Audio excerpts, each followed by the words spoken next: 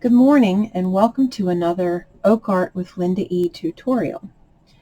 In this tutorial I'm going to be covering the making of my Mother Earth Dryad tree, but I also want to discuss how versatile paper clay can be by showing you some of the other ways that I have used it. And I wanted to show you some of the things that you can do with paper clay other than just sculpting a face. So let's switch over to this view. Okay. So these, which I brought onto my desk, these are all pieces that I've made out of driftwood and paper clay. This one is paper clay alone. This one is paper clay alone. And it's all creative paper clay.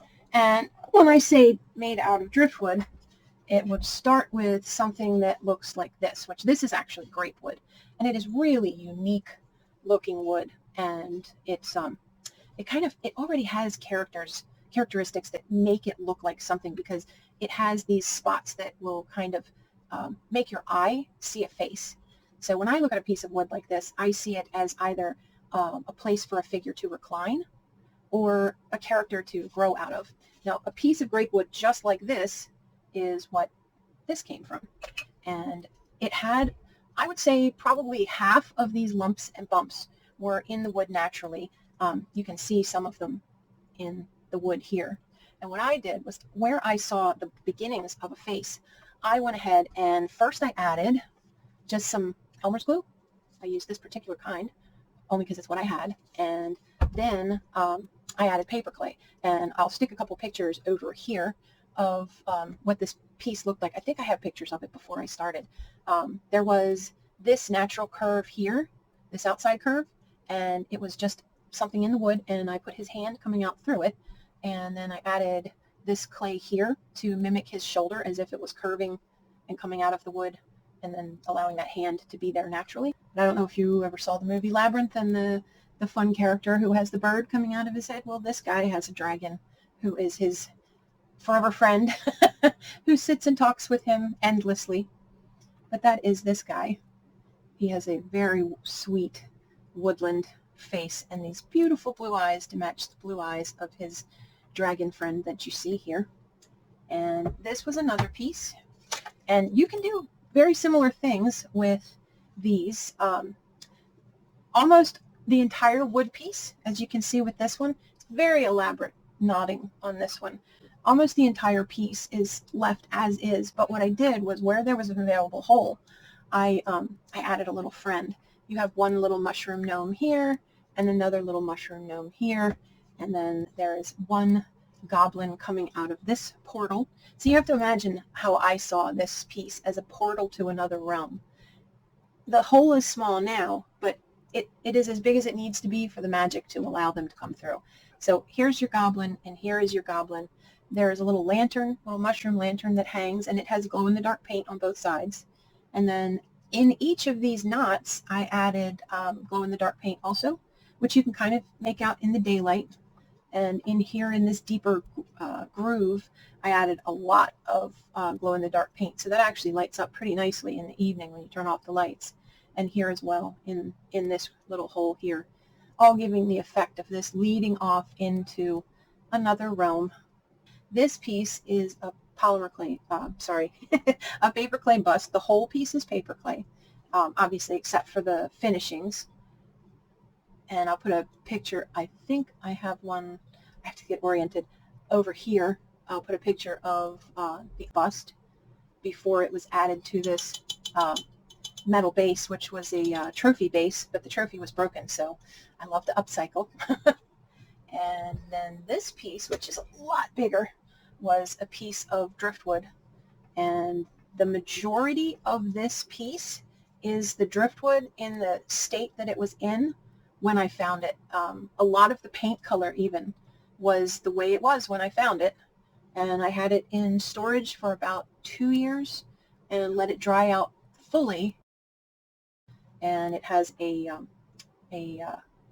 glass and concrete base, which is really pretty and brings out the green tones in her eyes, or plays off, I should say. Her skin tone is different color-wise from the rest of the piece, because I wanted her face to stand out a little bit more. I've actually probably painted her 2 or 3 times now, because as long as it's in my possession, it is not a completely finished piece. And this is my newest piece. This is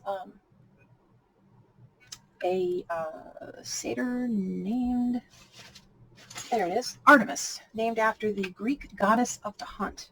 Let's see if I can bring her in frame a little bit better. I'm also going to wet my piece that we're going to be working on in a minute. Just make sure it doesn't dry out on me. But I just wanted to show you some of these first before we keep going. This is also a full paper clay bust from about, oops, let's bring her up, from about here to the top of her head is all creative paper clay. And then the antlers are actually resin. There we go. Go towards the, there we go. And then she was painted, obviously, and all the jewelry is just metal wire and glass beads and different fabrics and trims. Because she's paper clay, I don't need a heavy duty base for her. And as you can see, I still need to finish the back tie on her hair. It'll get a little bead up there, and that extra wire will get cut off. But that's Artemis. And those are some things that you can make with paper clay. It's not just things like this, which we were making in a previous video, and I finished the painting video, and that'll be uploaded probably before this video. I'm going to show you on this other piece that I'm working on real quick how to attach the paper clay again to some pretty unusual things. This is, you can do things like this with polymer clay, but you have to bake them and then figure out how to attach them, and there's going to be these seams that you have to hide. It's not always the most advantageous thing. So this was a, let's see if I can make it show. This was a Halloween tree that lights up, and it has LEDs. It's battery operated. And I picked this up at, gosh, I don't remember if it was Michael's. I think it was Michael's 2 Halloweens ago. And I had used it for just Halloween decoration. And then I was looking at it one day, and I thought, you know, that would make a really cool Dryad. So I am in the process of creating a female torso for this tree trunk, which basically the tree trunk is just a curved piece of plastic that comes down and goes into this base for the wiring to be embedded inside. And so far, this is where I've gotten with it. And you'll see paper clay. When I baked this, it was fully attached to the base. But paper clay shrinks a little bit. It's part of what makes it strong. Is it, as the water evaporates, it kind of condenses and tightens up and gets very hard, and therefore very strong. Now, what I will do to deal with this shrinkage, believe it or not, is I'm going to use hot glue. Hot glue will not only allow me to fill this crack, but I can bring the hot glue down over the sides in thick lines and follow a pattern that makes it look as though the tree roots have spread out and are running down over the side here. And I'll place this on, I don't know, a piece of foil or something so that I can allow it to come out and away from the base maybe. I don't know, I haven't decided on that yet. But right now what I'm going to do is start working on a head for her. Little interruption. The head for this doll was originally going to be paper clay, but the head I sculpted ended up being too small, so I did not end up using it. Originally I uploaded this video with that footage, but I removed that paper clay head section from this video. Instead, I'm including the video I had recorded when I sculpted the other head. Originally, I didn't think I had that video when I had recorded that head because it had been a while since I had sculpted it. But I recently found it on my old computer just in the last few days. So I'm amending the video that I had uploaded for continuity purposes and replacing the head section with the one that I actually ended up using in this piece. And I'm going to try to make it flow as best I can. I was going through some files on my old computer, and I discovered that I did, in fact, record the sculpting of the polymer clay face that I ultimately used for this piece. And I'm going to go ahead and make a video from that footage. I did not record the intro part where I started off making a small foil ball I'm going to use this head just for demonstration purposes. The foil ball, obviously for a head this size, would be bigger, but it would occupy the back part of the head so that this part back here would not be too thick. And it pretty much fills this area to where it only has about 1/4 of an inch to maybe as thin as 1/8 of an inch, depending on the size of the piece. One this small would probably be about 1/8 of an inch. And it would occupy the back part, again, of this face. And this actually was sculpted as a full head, and I ended up cutting it in half. If you saw the other video, you saw that I had to cut it in half and just take the face part of it to do the tree. And you just take and make a big flat pancake of clay, cover the whole ball, and you can bake it at that point, which gives you a nice sturdy clay handle to hold on to, just a hard ball back. Okay, I'm replacing a section of that footage that was missing.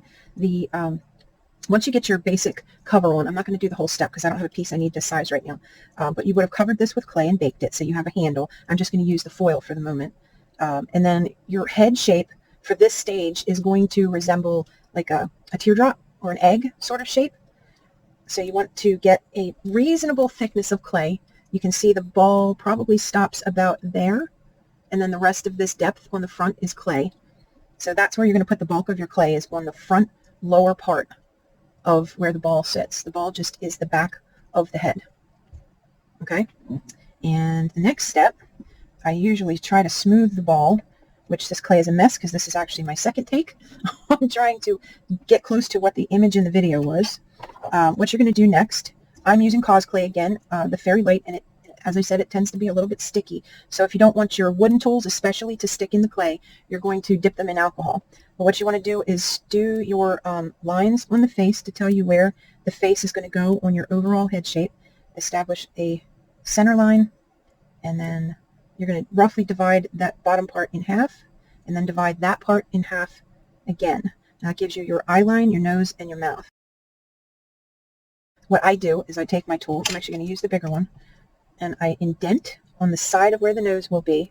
And by pushing this clay back, I'm establishing the bridge of the nose and the forehead in one little pressing, because I've left enough clay there for that to be the case. Then I will take this one, and I'm just going to reduce the clay here a little bit, using the rubbing alcohol on my fingers. Like that. And now that I don't need these two lines anymore, I'm going to make them go away. Just like that. You just smooth them right away. Okay. And I think that is pretty close to where we were in the video. So let's jump back to that footage. Okay, so I'm going to grab another little piece of clay, and it's going to become the tip of the nose. I just want her nose to bump out ever so slightly, not a ton, just a little bit. So I'm going to go ahead and add this little bit to the end so she maintains kind of a delicate nose. Bring that little surface area down here below the eyes. And add this.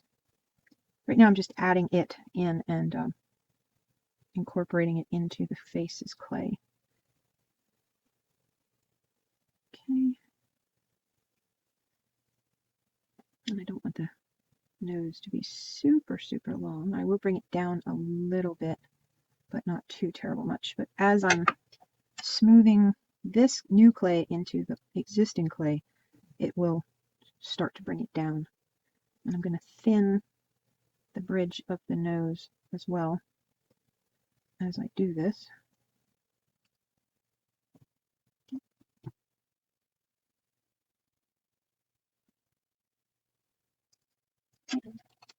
Use the brush to come in here, and the brush has alcohol on it, but it really won't hurt anything. Actually, it helps to smooth and take down any imperfections you want to get rid of.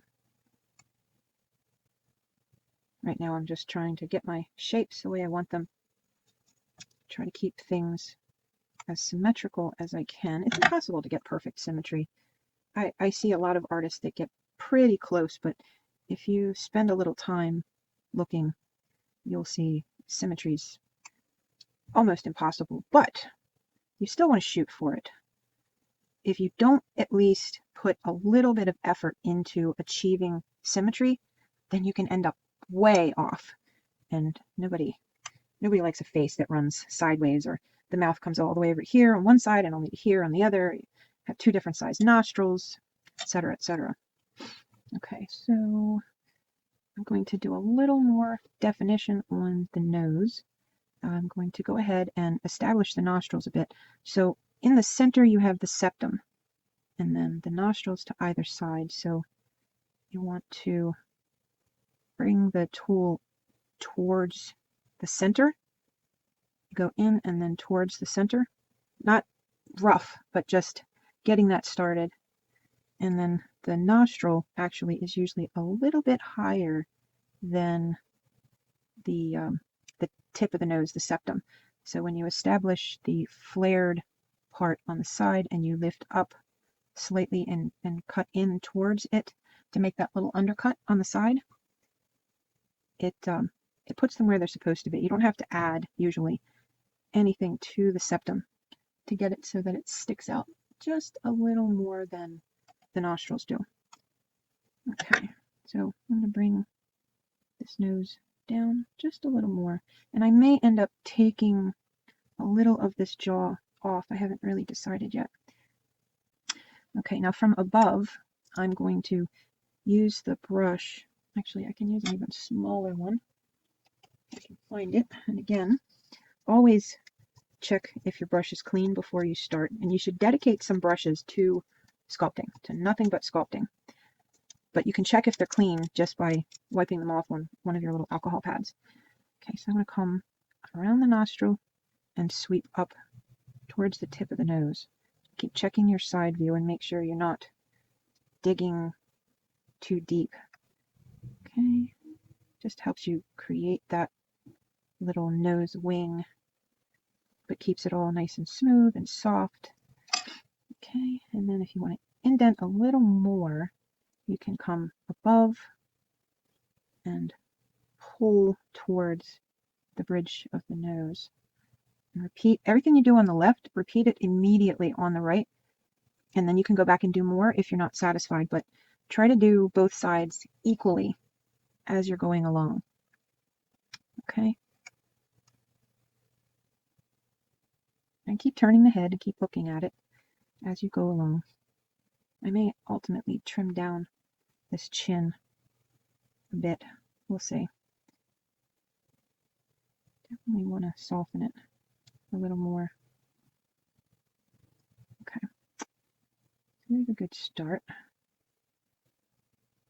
Okay, now the next thing, I'm going to take my, not that one. Let's try this one. And again, give it a real quick wipe. Just make sure it's clean.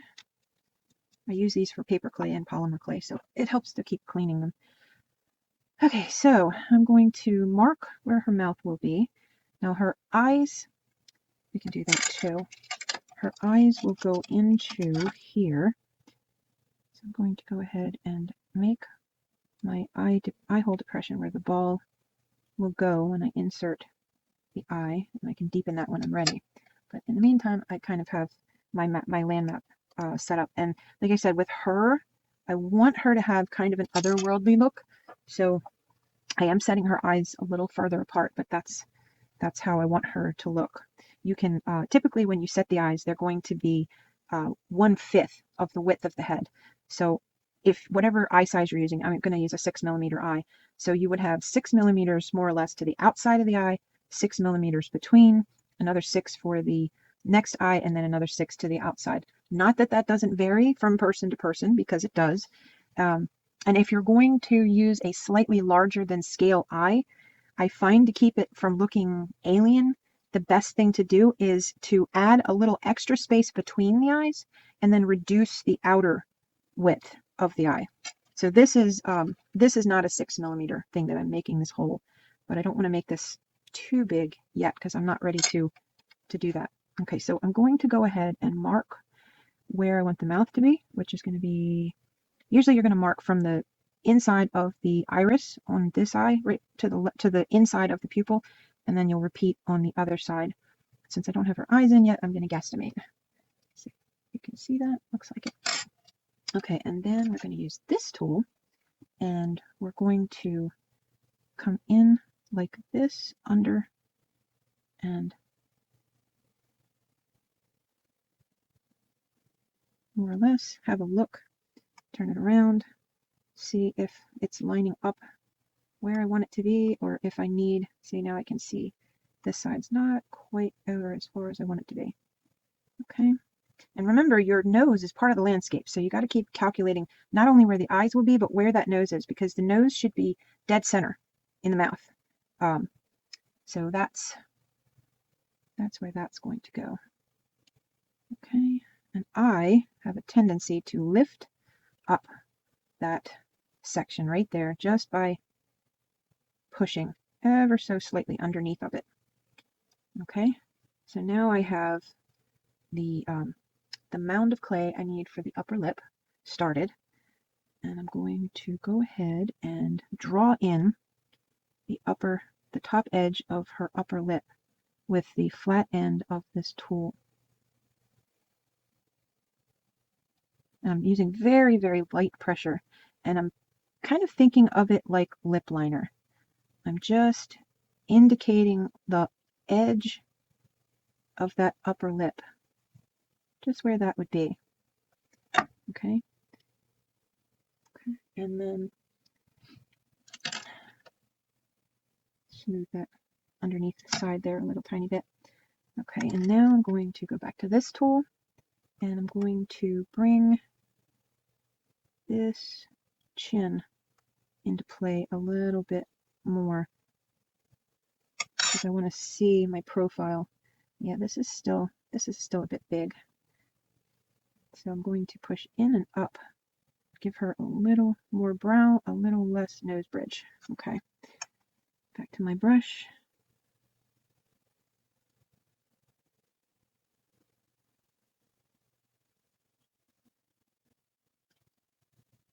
Looks good. Soften here a bit. Bring this down. I may end up adding a little bit to this brow. It's kind of arched backward a little more than I would like it to be. And I'm not really like shooting for an expression yet, although her ultimate expression is going to get a little more refined as I progress along. Okay, and then I'll sweep towards the center here with the brush and bring that forward, which is the way it would be because of your teeth. Okay, bring this back and down a little, back inside the nostril and pushing down, and gently round, push in behind this nostril flare, just to flatten her face out just a little. It's still a little too puffy, making it look older than I want her to look. Okay, soften the corner of the mouth there. Okay, now I'm thinking that I want her to have a bit fuller bottom lip than this is going to allow her to have, so I'm going to condition another little piece of clay, and I'm going to push this up, kind of close that a little. And it's going to look like a tic-tac, the piece of clay that I'm going to add. And that's going to become her bottom lip. Now the corners of the mouth should angle down. We can adjust them later. Okay, so the tic-tac is in place.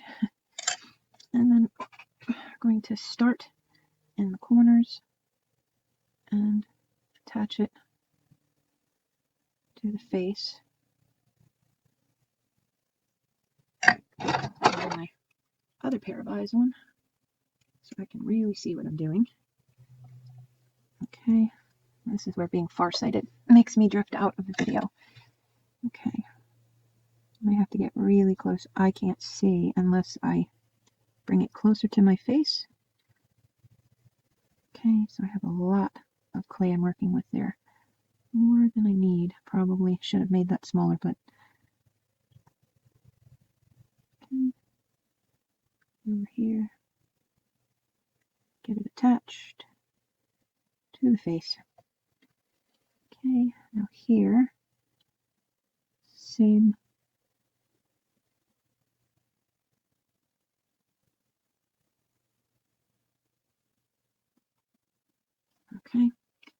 Now we want the round tool again.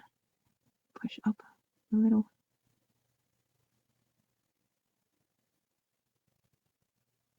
Okay.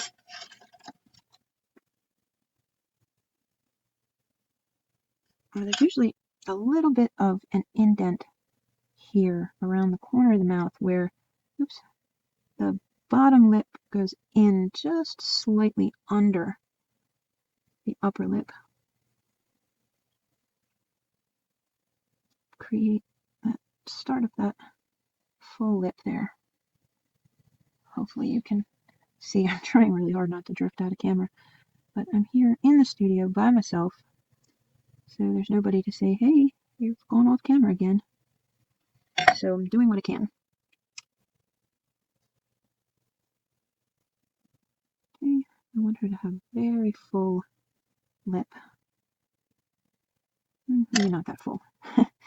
Maybe a bit much. Let's see. I also didn't create that lovely little divot above the lip. Again. Hardest thing for me is keeping my fingernails away from what I'm working on. Okay. Alright. Looking pretty good with the exception of I definitely have too much jaw. In comes the scalpel. Just going to shave about 30 pounds off of her. Oh, I wish I could have done it off of me that easy, but all of my weight loss took a very, very long time. But it did come off. Okay, so smooth that all back again. I'm breaking my own rule. I didn't clean my tool before I put it into service. I can see I had used it previously, and it is dirty. Oh, it was very dirty. But it works as a really good makeshift rolling pin when I want to smooth and flatten a large surface again. Okay. Fingers. So I want to narrow her face and narrow her jaw just a little. I think I'll push in and see if I can't get a more... Don't push out there. A man will have a little bit more bone and meat around the mandible area, the teeth. So you'll see sometimes there'll be a little bulge here on either side of the mouth, sometimes a little more meat down in this area. Most women don't have that, so you want to make sure that yours is soft in there.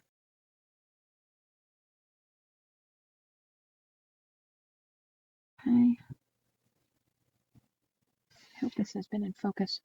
It's very hard to tell from this angle. The computer is way over that way. It was the only way I could get the camera set up and this tile so that I know as long as I stay on the tile, I am in frame. At least I should be. Okay, soften the nose again. It's a little wide.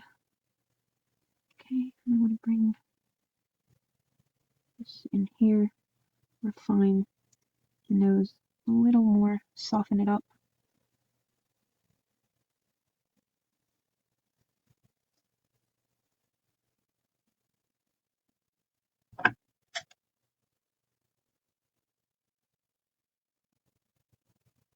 Trying not to talk so much this time. Kind of like that.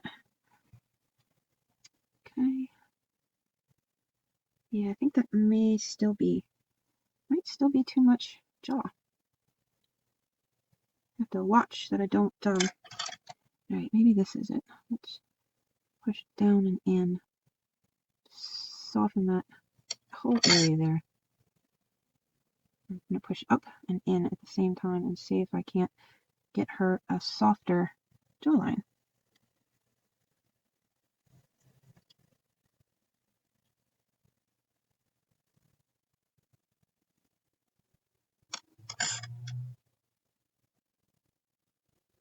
You'll see when the clay is really warm like this, if you make the mistake of pushing too hard, your brush will just make mincemeat out of your sculpture. Okay, so I guess the next step, the face is just too wide. The jaw is too wide, so I'm going to narrow it down a little bit. reduce her jaw. As much as I want the eyes far apart, I don't want them that far apart. So I'm going to bring them a little closer. Okay, and I think her cheeks maybe are a little too thin. So I'm going to condition a little piece of clay again. We're going to add to her cheeks. Be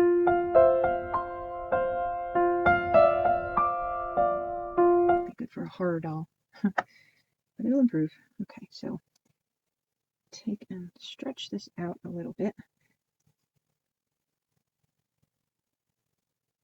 Alright, and this is going to become the cheeks on the doll. Okay, make sure you have about the same amount for each side. And the part that goes against the cheek, you want to go ahead, against the nose rather, you want to go ahead and flatten that out a little bit. And you're going to lay it on. You can see it pretty much covers the whole side of the face. So lay it in here, and we're going to bring the cheeks forward, make it a little bit fuller, softer, more feminine face. Okay. Women, young women especially, have a tendency to have more fullness to the fat on their face.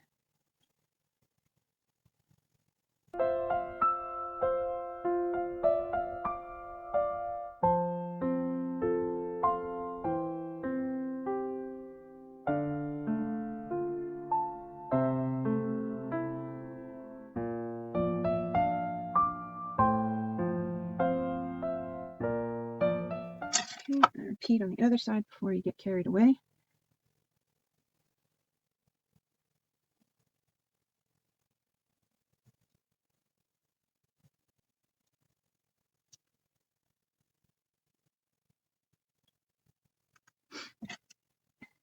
Okay, make sure the best I can staying in frame. So, need to make sure I don't put my head under the camera either. You can see how adding that extra fat, oops, back too far, come forward, just makes the face more feminine just that quick. Okay, make sure that's not going to go anywhere, round that in.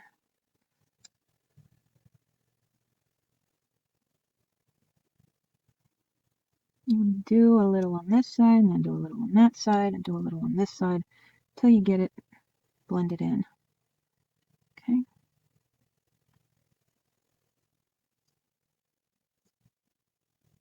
Oh, wondering if I conditioned that enough. Sorry, we have the equalizer here. A little bit. There we go. Nope. Might have to pull that back off. Made the mistake of laying it on this tile, and it has made it cold to where it's splitting instead of smoothing. Okay. Yeah, I might have to carve that off and try again. But it's not hateful, so maybe I'll leave it.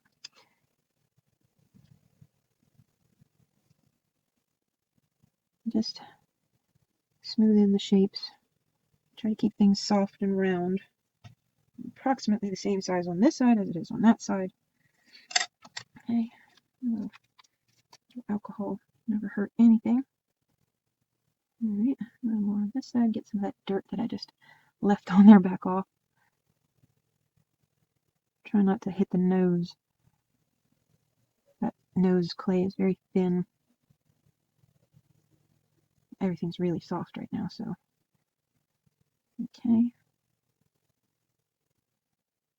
Alcohol is amazing.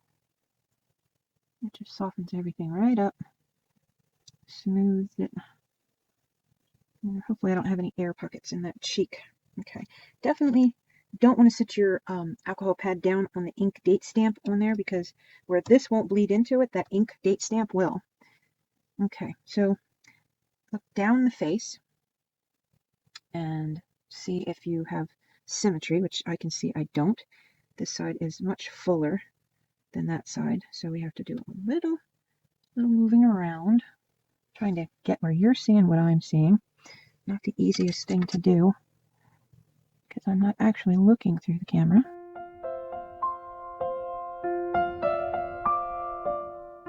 Oh, something else you can do.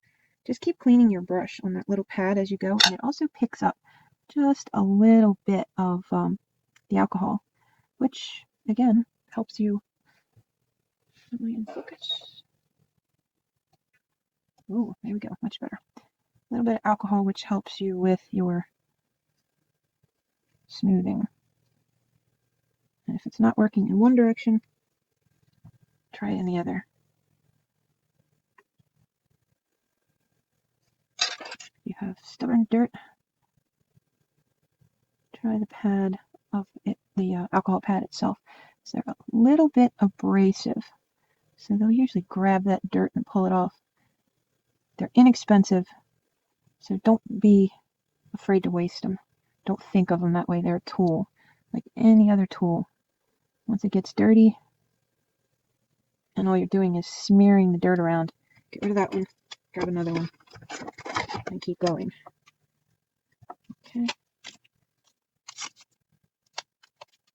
Again, watch out for that stamp.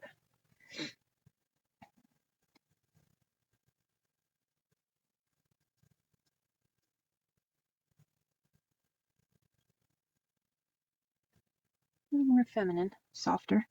Still has a slightly otherworldly look to it. I don't want her to look completely human. Okay. Much better. Just bring those cheeks forward. Nice full apple cheeks. Okay, and you want to keep your jawline in mind. You want it to be, you don't want a chiseled jaw like a man would have. You want it to be a little bit softer.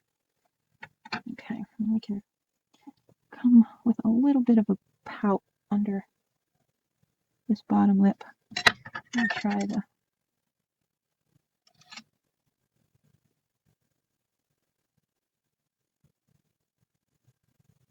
just make a little bit of a shadow under there.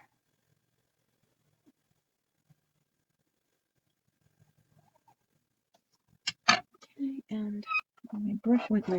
There it is. Okay. Okay, yeah, I think I've decided I'm going to, because it's hard to keep the tracking straight on pre-made eyes, I think I'm going to go with some glass beads instead and paint the eyes when I'm done.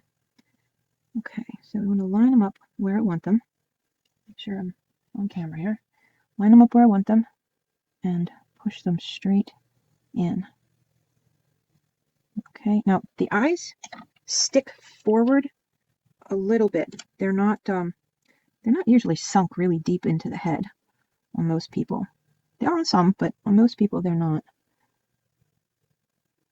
So you want to keep looking at the side, look at the profile, and figure out how deep you want them to be as you're pushing them in, and keep looking down the face. I have to do this look at it on the camera, not through my eyes, so bear with me. Look down the face and try to see if they are in at the same depth. Now I can see that I'm missing some of this brow bone here, but the eyes are right about where they should be. So I will be adding some more clay above her eye here. Let's take and condition another piece of this clay real fast.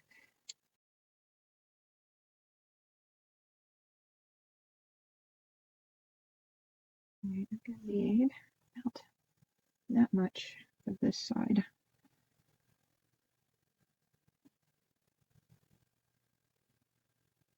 Not too much.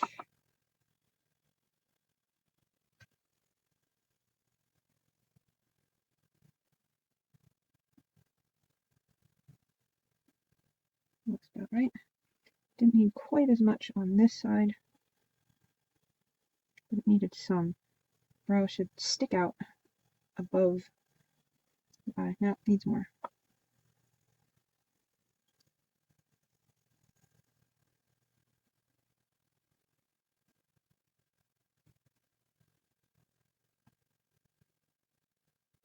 So what I'm looking at is the overall shape here.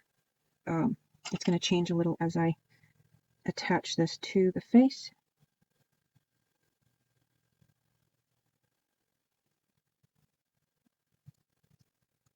And I can see clearly that it's missing bone. It's not good to be missing bone. So a lot of artists will use a skull in their as part of their process for just that reason. It's a lot easier to get all of the proportions correct on the face if you start off with a pre-made skull. But I have found that a lot of times you end up with the faces looking so similar when you start with the skull, and I don't know why. I mean, I like it when they don't look anything alike when I'm done. I'm doing a new character. I want it to have a totally new face. Like each new person I meet, with the exceptions of mothers and daughters, they very rarely look exactly alike. People's faces tend to be pretty distinctive. It's unusual when you meet people that look just like the person next to them.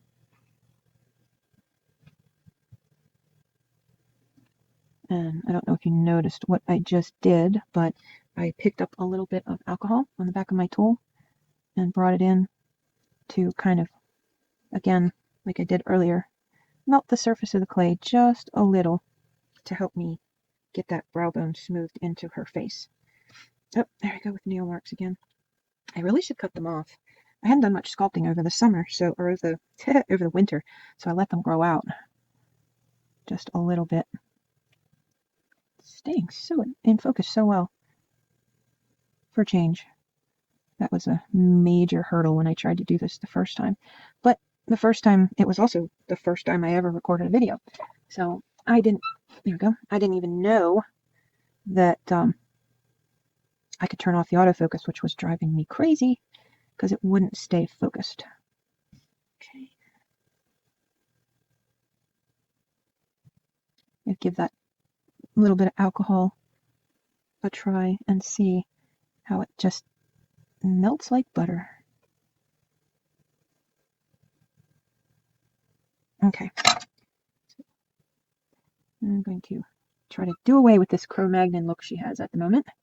I want her to not have a humanoid head exactly, but I don't want caveman either. Okay, so let me look at her facing me. Yeah, that's better, but I need to work that out. Push the eye in a teensy bit more. Dent in my temple. Bring this line down along the eye here. It's a little sharp. Now I'm going to add eyelids as soon as I get this seamed in a little better. And that will also change the face. I think I need to come refine this nose a teensy bit more. Not super happy with her nose yet. That's doable. Okay, I think it actually needs a little more roundness to her nose. The tip of it.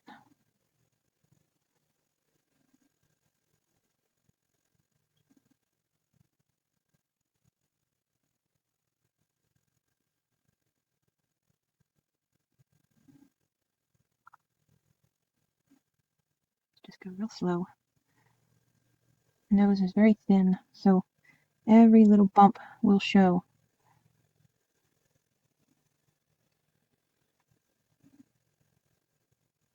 Okay. And I want to give a little more space here in the corner of the mouth.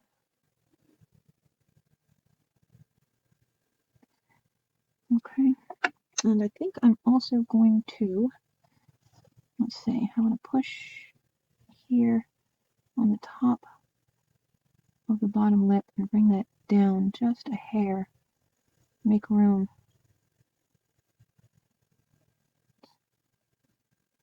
Okay, and I'm going to get a smaller tool. Try this little silicone shaper and push up slightly here and here. I think I'm going to add a teensy bit of clay because this, not too big.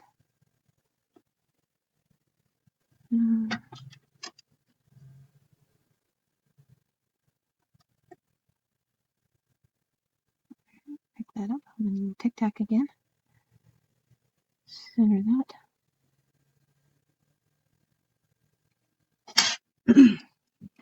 Go very slowly when you're doing anything in a section you've kind of already established, because it doesn't take an enormous amount of pressure to mess it all up, and then you're pretty close to starting over. I just wanted a little bit more fullness.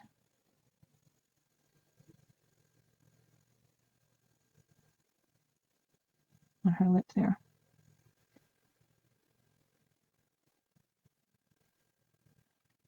Okay, a tiny little brush.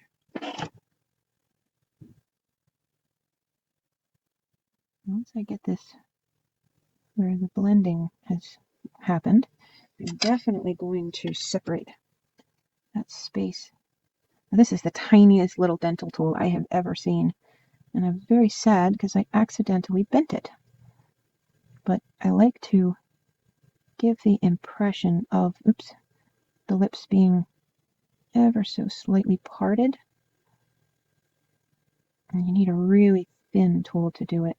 You want to make sure the line that you're making angles up into the mouth, not straight in, because it'll show in pictures more than you want it to. But the line actually being there creates a nice shadow.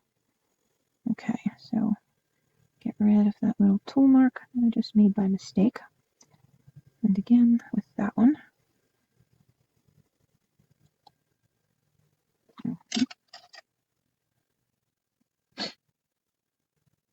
Coming along.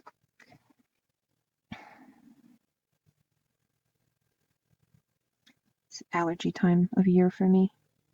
I always have allergies because I have cats, and I'm allergic to cats. But this time of year, there's also pollen. Yay! Tree pollen, especially brutal.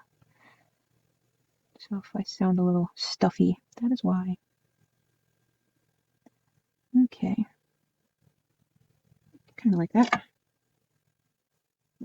Got one nostril. No, different shape than the other. Pretty good. Okay. So I see I've got some little bit of smoothing left to do down here.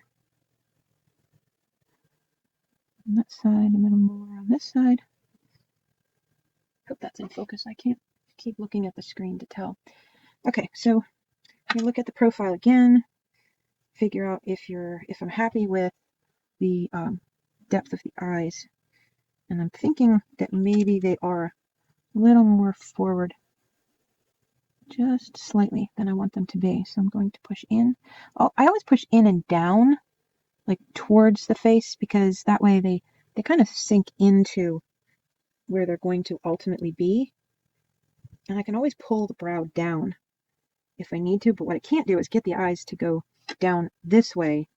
They'll go left and right, and up is usually pretty easy. I'm trying to get them to go down this way. I always slip and gouge the cheek, and then I'm practically starting over again. So I'll just give it a spin, see how I am with my symmetry. Cheeks.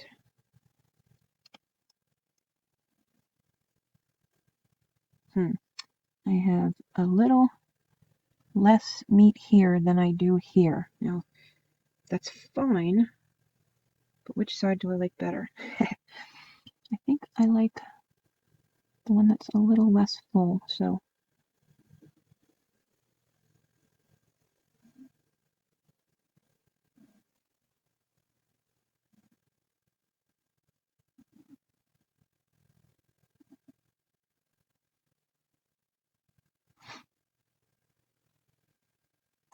the tiny things, the little tiny things when you're working with the clay, the things you won't notice unless you're really magnifying your view, are tiny little marks that right now are pretty easy to grab and remove. Itty bitty little hairs. and tiny little hairs that won't show up until you're ready to paint. And then all of a sudden, your paint keeps hanging up on them and you're like, how do I get that out of there? Well, usually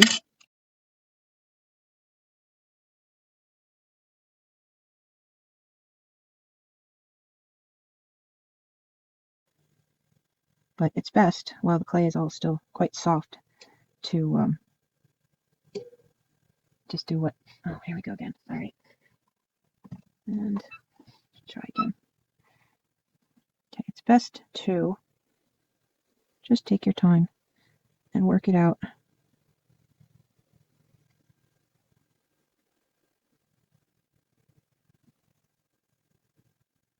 This is the little Princess Leia nose.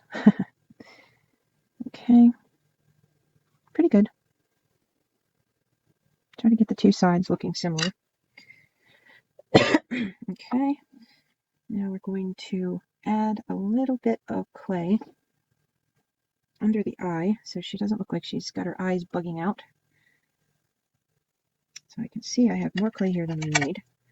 So to start with, because what you want is a piece that is about, hold on. All right, what we want is a piece that's about the width of the two eyes. So we'll take here away and here away, and then here and here. It's probably an easier way to do that, but that's how it works for me. Okay, taper both ends so it looks like a little grain of rice. Just helps get it where you want it to go.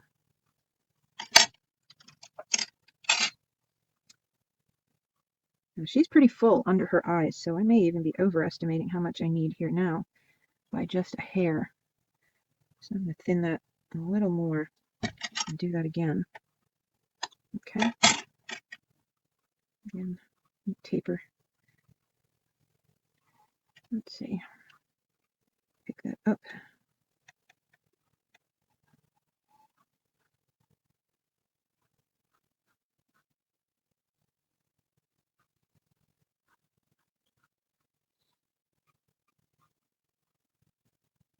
Okay, back that way, please. It's being pesky.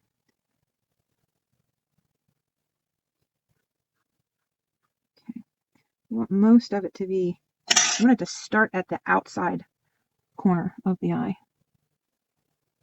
Okay, and then round into the inside corner of the eye, like that.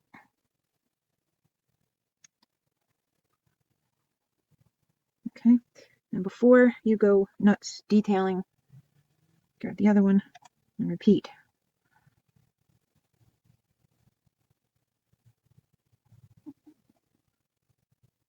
Get it attached over here a little bit, and bring it around to the inside. Okay.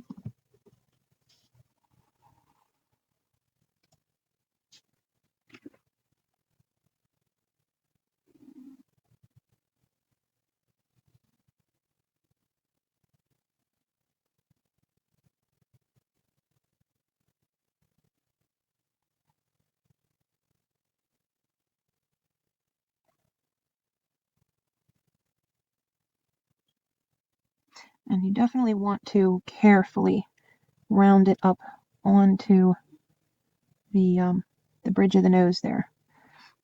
You don't want to put too much force. If you don't have enough clay, you can add more clay. If you have too much, obviously you can take some away. If you're looking at photos of a woman's face, you're going to notice that the eyelid is really not very much wider than the eyeball itself. It tapers very closely to the eyeball, so try to keep that in mind when you're adding your lids. The eyelid does not go all the way over to the nose. It curves in an arch and stays very close to the lid, or to the eyeball. It's not very thick clay either, so you want to make sure that you thin it down accordingly and try to be consistent going around. And that way you don't have to come back and spend a lot of time amending that eyelid before you can call the piece done. Okay. All right. Now we're going to repeat. I'll grab that little piece of clay that I was using before. Going to repeat for the upper lids. Okay, so I rolled out my little bit of clay here, and I'm going to guess again about how much I need. And that's really all it is a guess, because ultimately you're going to stick them in place and they're going to be the wrong size. Now, the one thing I do different on the top lid from the bottom lid is I taper the top lid a little teeny bit more, and I try to go ahead and get it all the way in place on the inside, whereas the bottom lid I try to start on the outside. And I try to get it right in there, and then I can push it towards the middle if I need to. Let's try again on the other side. And trying to do them both at the same time is the way to go, because all the pushing and pulling that is required to get these where they need to be, if you try to do one fully and then come back, it is going to be no fun. No fun at all. Okay, let's bring that focus up so I can come closer to my face and closer to you. Okay, get that down in there. Down. Okay, now the ideal thing to do is to really get this well attached in there, and you really, depending on how thick or thin you want that lid to be, can go nuts. But I'm seeing I have too much clay, and I said I probably would, so I'm going to set both corners and look it over.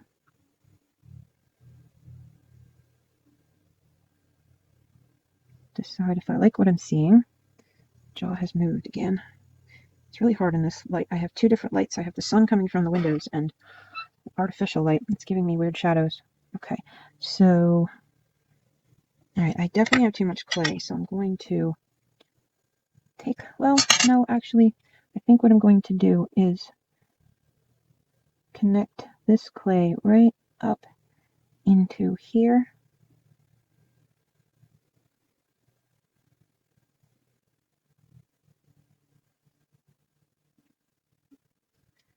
And then I'm going to come and draw in the lid line down here, because I still didn't have the fullness right there that I wanted. And I still might not. I might still need to add some more, but we shall see.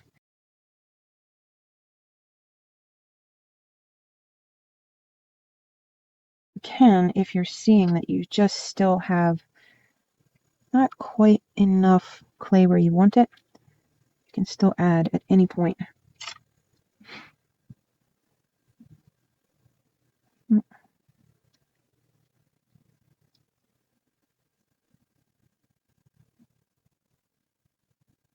Oh, there's a lot of dirt on there, isn't there? Might need to pull that back off. Let's see. No, I think it'll be alright. If you're using a tool and you're noticing that it's dragging the clay and making more marks than it's removing, consider using a little alcohol to change its mind. It might be that you have an oil buildup on your tool. You can clean it off with the alcohol real quick, but the alcohol also breaks down the surface of the clay and just makes the smoothing go just that much quicker. Okay. Oh yeah, I like that. Okay, so you can see how dirty.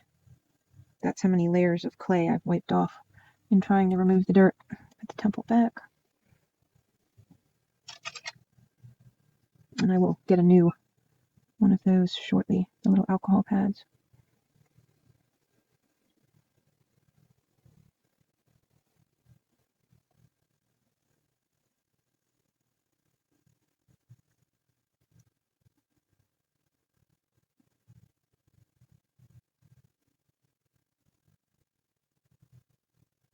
Okay, again, don't fully finish one eye without touching the other one, because it will get away from you.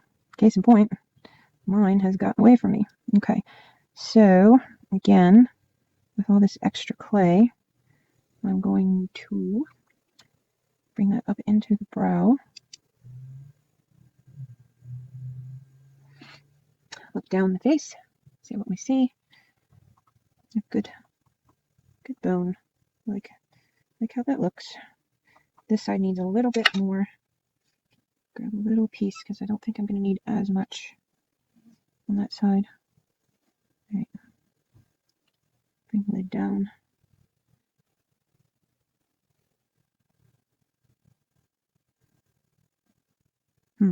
Might need more than I think.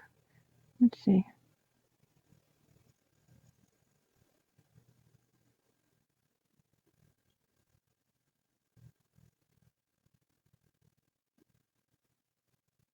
Okay.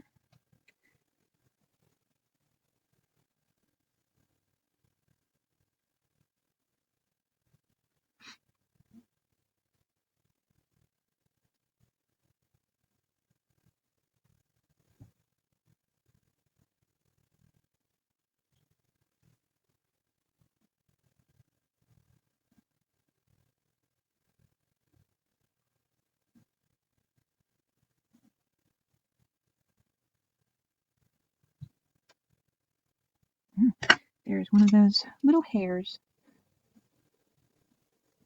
Okay, time for a new alcohol pad. Yep, that one's all dried up. That's 3 so far. I haven't even started cleaning the face. This is all just sculpting. I think on average I use about maybe 10 of these per piece. Sometimes more. Depends on how you can do this too. Another little tip if you're afraid you're going to run out. So I am being a little chintzy with them.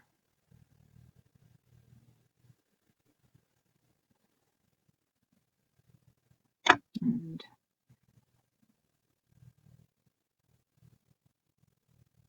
okay.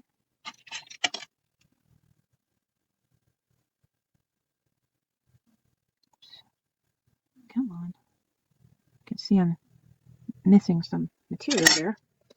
So I'm going to try to stuff it in. I think I'm doing a pretty good job keeping this in the camera this time.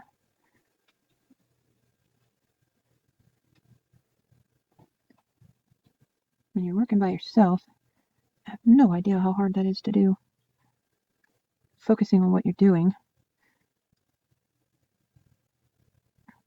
to get the face right.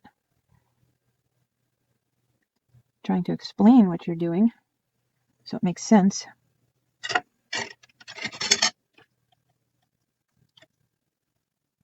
And stay in camera, on camera, and stay in focus. All at the same time. If you have a team of people around you with cameras, you are going to get a much better video. Okay. I think this pretty much shows how you get a face to this point. And we'll get back to the video now. You can see she's got a little bit of a thicker body. So an older lady face actually works out pretty good. And she's looking down at this sleeping raccoon. Now the body, the torso here, there is aluminum foil under this. And I hot glued that aluminum foil to the piece. There's more bulked up on the sides here of the trunk than there is in front. And I hot glued it to make sure that it would have a good shape to it. And I think I textured this actually with, first I did the scratching and cross hatching, and then I used cheesecloth to get this kind of wrinkly willow bark texture. Let me see. Can I? There you go. That was done with cheesecloth.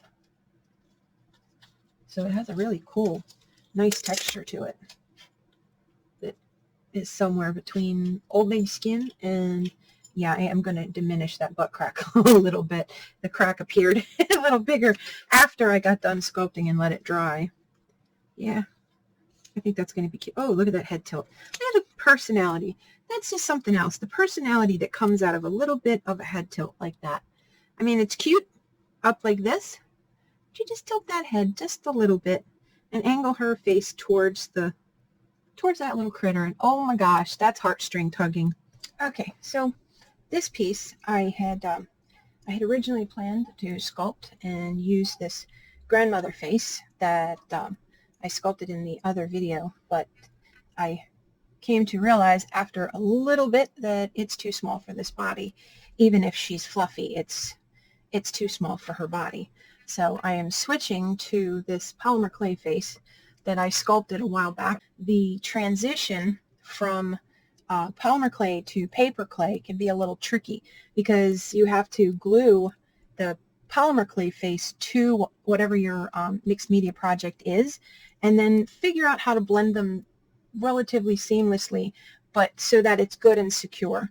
So what I did was I cut the head in half because it was a full head that I sculpted months and months ago, and it's just been sitting around waiting for the right project. She has kind of a soft motherly face, and I hadn't had the right project for it yet, so I hadn't used it until now. So it also slenderizes the body to add a larger head. That sounds weird, but you ever heard the old saying, the bigger the hair, the smaller the waist?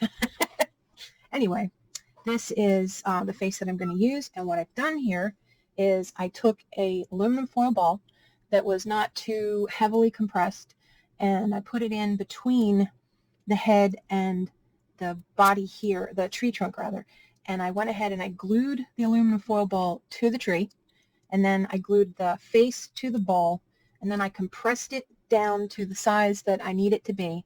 And now what I'm going to do is go ahead and, well, first I have to get all these little branches out of the way, or they're going to get covered in polymer clay that I'll have to remove later, or paper clay, I mean. Okay, so now I'm going to take some paper clay, again, creative paper clay. Pardon the mess, this is what a working studio looks like. If you were making something, you were also making a mess. It's just how it is. I have been spending an awful lot of time trying to clean the studio before I moved on to making anything video-wise, and I decided to heck with it. I am just going to go for it and try to finish this tutorial. And I'm just wetting it, if I hadn't said yet. Just wetting this piece of clay, making sure that it's going to be fully pliable. Okay, there we go. All right, so I'm going to take about half of this, and I would say each piece is going to be stretched out kind of, because what I need to do is wrap it around the top of the head to the base of the neck and then connect the neck to the head. Not really going to be coming onto the face very much, but I want to make sure that I get this, all right, out of the way, you get this whole side of the head covered. And I may sculpt an ear on there, or I might not. It depends on, I'm going to do a dry try on here with some of the hair material that I was thinking about using. Okay, all right, this is not cooperating, so sorry, grab a piece of tape and see if I can't make these cords behave. Oh, everybody. I have to try not to touch the tape with my now paper clay covered fingers. Okay, I'm just going to gather them together. No secret here. Okay, there we go. That ought to work. Last one. Okay, so you can see where I'm going with this. It's not that complicated. I'm going to come under here. I might even need to grab a little more clay out of the box. Might not. We'll see in a minute. And I want a paintbrush because I got to force a little bit of clay up under the chin here. And then come around here and close this. And it's just going to terminate right there. Not too much wrapping around the back. Because again, I'm going to come in with some other material. Fix where I stuck it with my nail.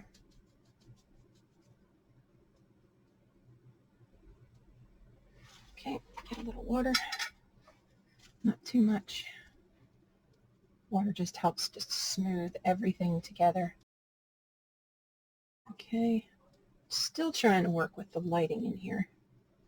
I only have so much room to work in, so having any other like professional lighting sources in here really isn't possible.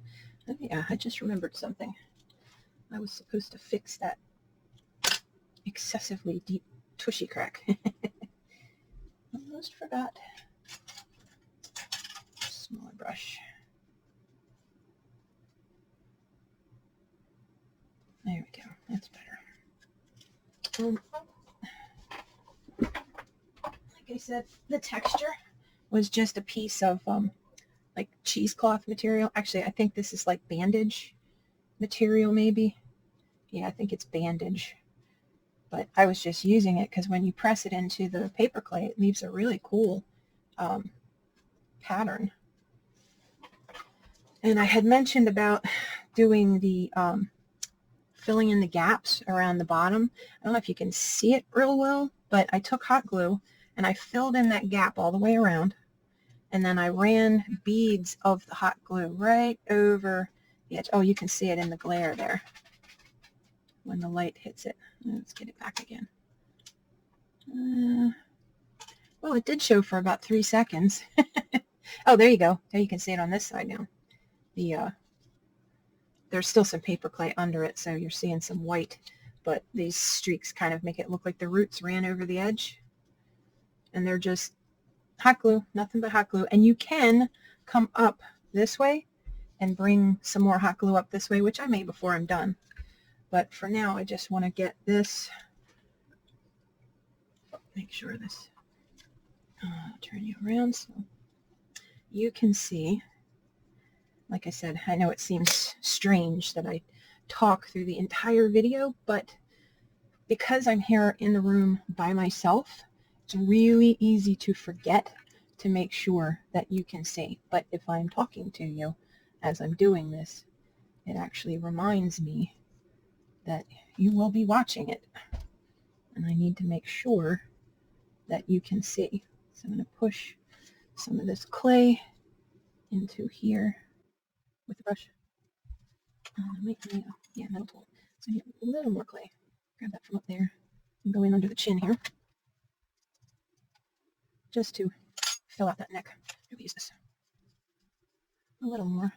And it's hard to work around an obstacle like this arm and that little owl, but you do what you have to do. Now I really want the head to morph into the tree over here, or the face rather. So I am going to sweep this back in a slightly unnatural way, and I might even, yes I am, I'm going to add some more above her head to try to connect here to up here, so it doesn't look like she stops where the tree begins so much.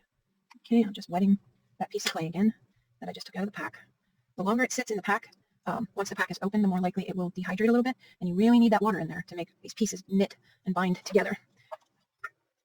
So make sure you keep wetting your fingers so you don't get that gritty sandpaper effect going.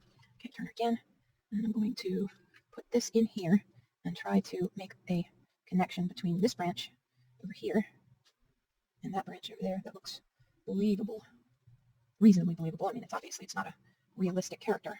It's a tree lady. Dryads are a popular fantasy creature because they're beautiful and they protect nature and all that good stuff. But they are fictional characters, so it can be a little bit unrealistic, exaggerated even if you like. But I just want to kind of make them flow together a little bit better. There's still maybe a little bit more there. But one piece, like I said, any piece of art in your possession still isn't finished. So if there's something about it that you're not happy with, feel free to change it. I mean, it's still unfinished as long as you still own it as an artist. You always have the potential to change it. Look at how some of the masters, the old painters, they would paint completely over a canvas. There's another artwork underneath that they created, and either because it didn't sell or because they just didn't really love it, they just went ahead and painted over it. The same is true when you're sculpting things.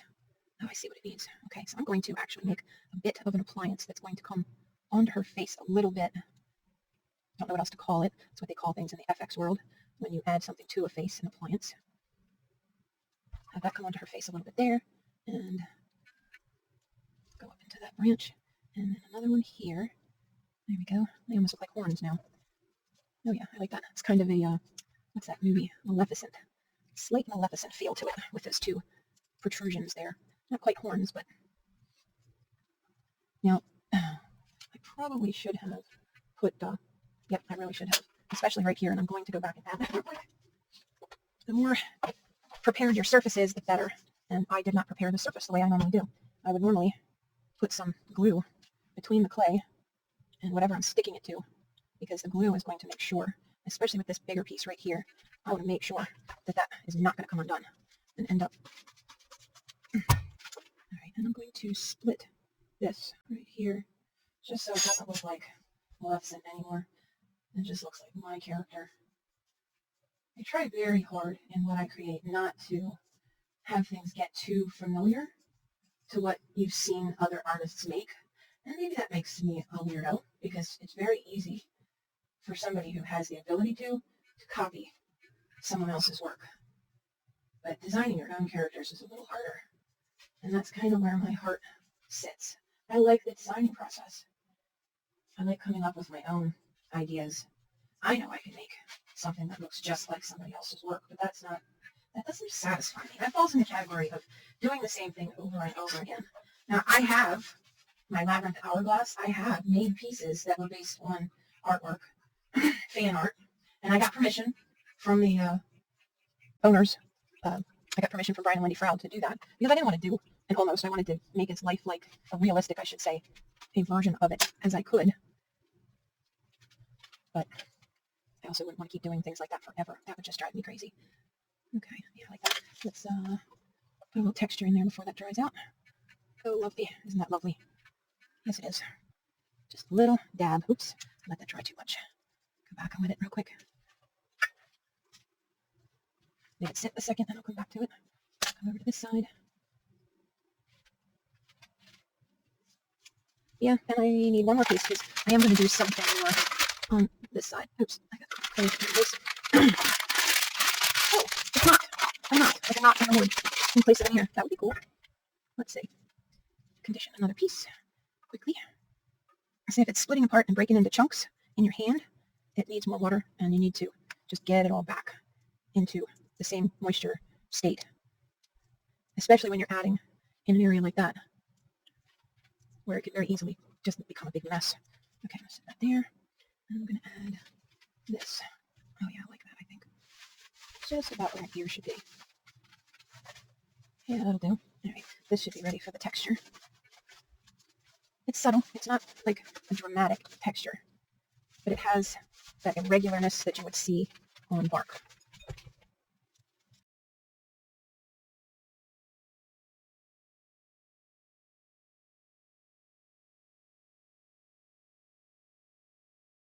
Oops, right out there. Oh yeah, I like that. Okay, so back to this ear area. Move that out of the way. Grab my tool here. Make sure you can see. Oddly enough, I think I may have discovered part of the problem with the webcam. I had the autofocus turned on, and it was making itself go out of focus.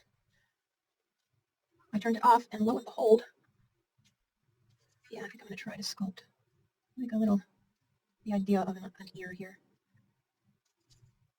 instead of the knot idea.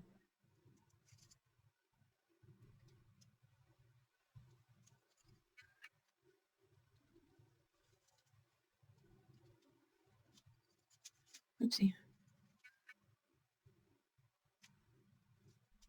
I don't want it sticking up at all, so I'm going to try to push back around it with this cloth and see if I can fix the texture of the clay around it without making that ear stand out too much. Because I don't want to give it anything else that can get hung up. There we go, that'll do. Anything else that can get caught and break off in shipping with this. Now, that means she's going to need one. Oh, maybe that's sticking out too far. Okay, look good from this side, but from this side it's too much ear. So let's try to get it to go back a little. Pull some of that clay out from behind it. Let's see, is that better? Still sticks out pretty darn far. Okay, see, all part of the process. So, there we go. Ta-da! I don't know if you saw what I did. I pulled the ear forward. I just cut through the clay from back here, pulled it forward, scooped in with the knife, and drug this piece of clay out from behind the ear. And now I'm going to, there's some water back there, just to make sure that this front part of the ear binds to the back part of the ear. Get that closer to her head so I don't have to have one sticking way out on the other side. Push into the clay here to make sure I bind it to the head really well. Okay, and then come under the back here again. I'm back with my cheesecloth, or gauze, or whatever this stuff is. I've used it like 6,000 times doing wood texture. It kind of looks like bark. Looks like bark well enough that I like it. Okay, set that aside again.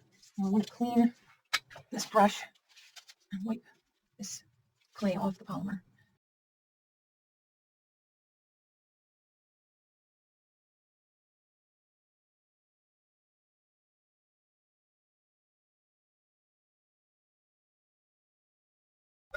Wet this again and come and add a little something to this side of the head so she has 2 ears and not 1. Smooth out the middle, that line. I shouldn't need to add nearly as much clay to this side. Mostly just the ear will stick out a little. So I want to kind of like shape the ear, more or less, and compare it to the one on that size-wise. And because I am adding clay to partially dry clay, I don't want to take a chance that it doesn't want to bond for some reason. So grab a little bit of glue and lay that in there. The water bonds it pretty well, but the glue bonds it even better, just in case, especially because it's a little bit that sticks out there. Careful not to get the paper clay all over everything you're working on. And I need to turn her so I'm looking at her face more. And her face is angled, so the ear should be as well. You want to be looking at the face straight on when you apply this ear, because her head is cocked sideways to the orientation of the tree. You definitely want to be looking at it head on. I'm going to try to get her so she's oriented to the camera so you can see what I'm saying. See how this ear sticks out too far? Okay, so it's too far up and it's too far out, which is going to change a little bit as I sculpt the ear detail. Okay, I'm going to look at her slightly from below. It's too far up the cheek, so push it back. All right, that looks about right. Yeah, I might add another little tree nub up here since I have another piece of clay out as well. Since she's got 4 and not 3. I meant, so she'll have 4 and not 3. Nope, not enough. Try again. I want it to go all the way up to there. So, uh-oh, did I bump that? Oh, there it goes. Did I accidentally turn the autofocus on again? I did, look at that, stinker. I must have bumped the button and didn't even realize I bumped it. Okay, so too fat, let's thin it and narrow it. Glue, just in case. Like I said, once the clay starts to dry, those fibers lay down. And just to be sure, just add a little glue. And just make sure that everything is going to stick together. When you're working with already completely dry clay, you absolutely want to add that glue. I know there are probably people who don't take that step, and depending on where it is on what you're making, you can get away with it. But if it's something that sticks out like this, that somebody may grab the head when trying to pick the piece up, or if, God forbid, it falls over and gets bumped or whatever, just make sure that it's really well attached. Easy way to do it is to do that. Just add just a hair of glue. All right. Oh yeah, very organic looking, not being the same size. I like that. It doesn't look like what it looked like to me for about 3 seconds, looking like Maleficent's horns. Much better. Okay, I have to adjust her angle a second so that I can get in here to see this ear. And I'm going to start with an unusual shape because she's not human, so she does not need a human ear. But I need to get in there and push to make sure it adheres really well to the shape of this head. Okay, on that, and now I'm going to take a little, can you see, a little nip from the underside and bring it down and connect it to the rest of the neck from underneath. Just grab a piece and pull it in and press it into the head, getting that nice, secure bond to the head itself. You can take a little bit from above as well and bring that down. Make sure it's attached to the face and the neck.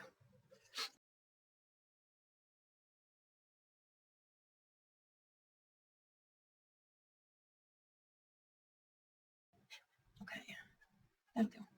Kind of a pixie wing sort of ear, but it'll do. And that's what the other one looks like, more or less. It's very hard to sculpt a face when it's already attached to a body that has things that are in the way. But I think I'm happy with this because the face was already sculpted and dry, and I didn't have to keep touching the face over and over and over again. Okay, and I actually don't even mind that texture being rough right there at the face. So let's come back over here and do a little press in front of the ear and fix that texture. And a little press here on the face, here, press it into the face, a little press up here. Now be careful, because like as you saw, I built this up, so there's a fair bit of clay under here, which means it's soft. Now if you see, I'm kind of digging my nail in just a little bit through the clay, or the cloth, just adding a little more texture. Okay, now press here. Okay, and come back here. Oops. And I know it's hard because you're trying to detail this side and put pressure on the clay on this side. Just make sure you don't absent-mindedly squish the other side, because your instinct is to squeeze both sides to put pressure. But unfortunately, if you do that, you're probably going to mess up the other side, and that's no good. Okay, that piece of clay out of there. I don't want it. Go back with this again. And smooth that ear. I don't want the ear to have too much texture. Okay, very loosely. All right, I like that. And a little more water. So that transition right there is a little too harsh. Stick another little piece of clay right there and fill that in.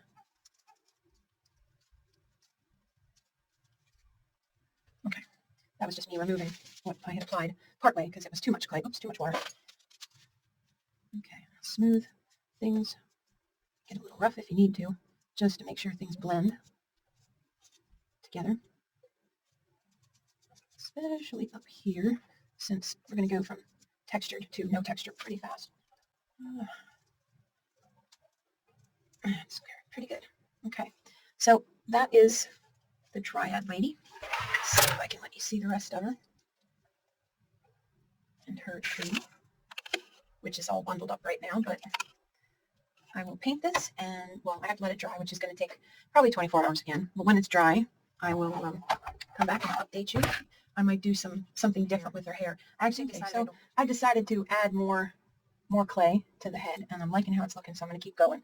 So I added clay to the side here, brought it over her shoulder, which kind of represents hair, and I repeated that on this side, and I'm adding some deeper grain lines up into here to complement the texture that's already going on the upper part of the tree. I'm coming in circles because the upper part of the tree kind of circles around the head from that point on. Okay, now on the back, I brought and added a little bit of clay to finish that. I have another piece. I'm just going to wet it in a little jar. I'm going to make some long pieces to come down the back a little bit. And like I said, this is dry where I'm adding clay now, so I'm going to throw some glue back here, especially on this plastic part. Oops, too much glue. Okay, that'll do. And on the shoulders. Now, I'm going to probably add the shoulder glue as I get to it because it will dry a little more matte, all right, or a little more shiny rather than the rest of the paper clay. When I paint it, I don't want a color difference. Okay, now again, remember, hold it somewhere where you didn't just add clay, or you're going to squish what you did elsewhere. Okay, take that, make it 2. Again, I just want an indication that she has some hair, but I think I kind of like how subtle this is. Okay, so a little glue under this section, just to make sure I get a good bond. Okay, and I'm just going to stick those on, and I'm going to come in with my cheesecloth, which I think I'm going to cut a piece off this time because it's going to get glue on it. And I really don't want that on the roll because I use that for other stuff too. Okay, so I'm going to press that. Oops, come on, little tendrils cooperate. There you go. I'm going to press this in with the cheesecloth. Make sure it's well attached, all 3 sections. And then I'm going to go ahead and split this near the bottom and follow that up into the thicker part, which is the trees actually getting in the way of me doing this the way I want to, but it's manageable. Can you see? Let's see. All right. Don't want to texture the ear. Almost did. My brain was going in that direction. Like, ooh, texture the ear. All right, I'm just making some indication that this is more than just one little piece of hair here, one root mimicking hair. Okay, and split this one, split that one just in 2, I think. Let's stretch it a little. Here. I'm just going to press it between my finger and this tool, try to make it a hair longer. If not, I'm going to have to add another piece of clay. Definitely going to have to add some more glue because it's slipping around. Okay, and divide that, and divide that, and divide that. Come up here, do the same. make sure I added this to that. I don't have a big chunky seam line. And now, because more than anything, I want this to look like bark. I'm going to paint it a little bit different color than the bark, but not much. Paint jobs for me are always an evolving thing. I get an idea in my head the way I want something to look, and I'll go ahead and I'll paint it that way, and then I'll stand back and look at it for a week or two, or longer. Sometimes I don't put things up for sale. If I look at them and there's something I don't like, or something I love. I was a collector long before I made art. Sometimes I look at things and I'm like, if I saw that somewhere for sale, would I buy it? And if the answer is yes, it makes it very hard for me to let it go.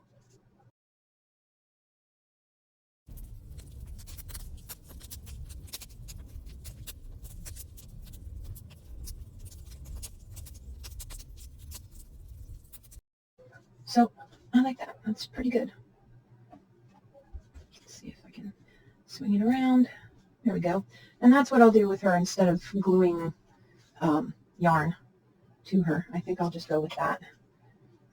I think that's all she needs. Although the yarn looks really cool too. I'll show you that again in case you missed it. This was the yarn hair. Let's see, get her into frame. I just took the yarn and I dipped it in Elmer's glue, and then I applied it to the piece so that it has that cool texture. It kind of looks like moss, and yeah, they're kind of naked, I know, but they're also covered. Her hair covers her. I don't want to do naked one. Don't want to do fully naked. The tree doesn't actually have all the lady bumps. She'll look like she's wearing a bark dress. But yeah, that's my new Dryad piece. And like I said, all these little diodes light up.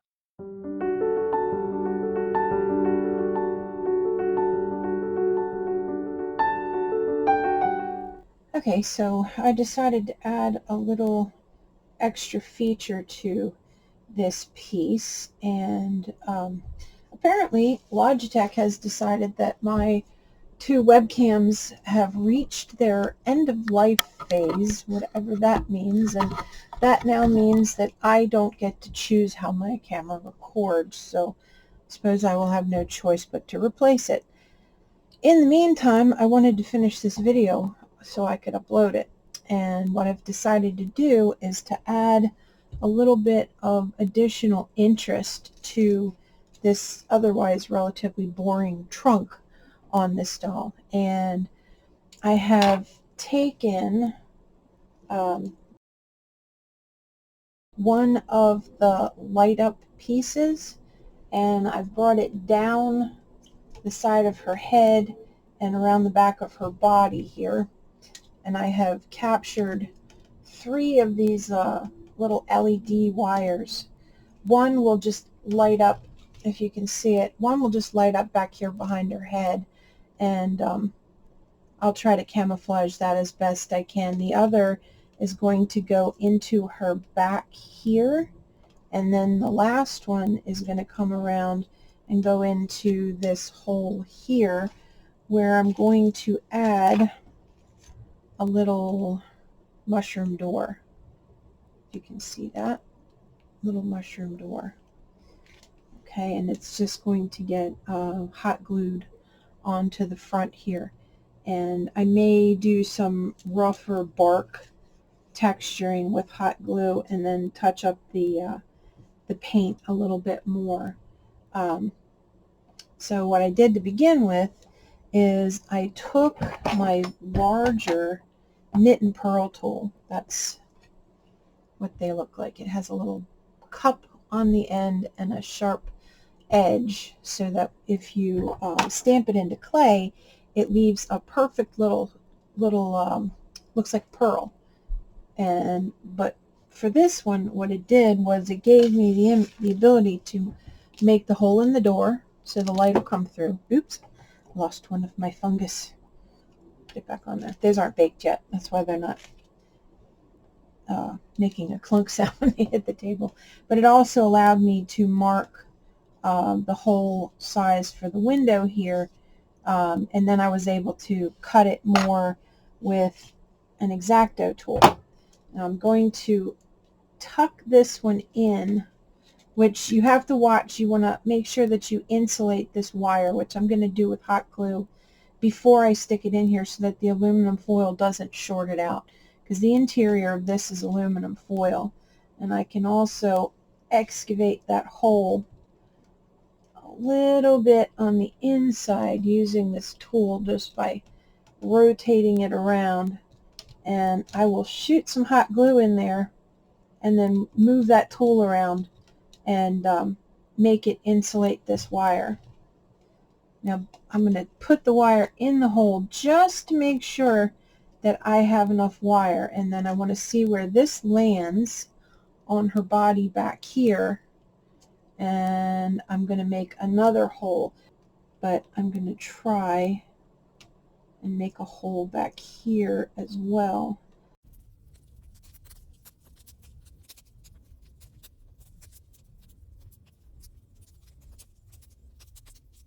And I'm just going to mark off where I want the hole to be.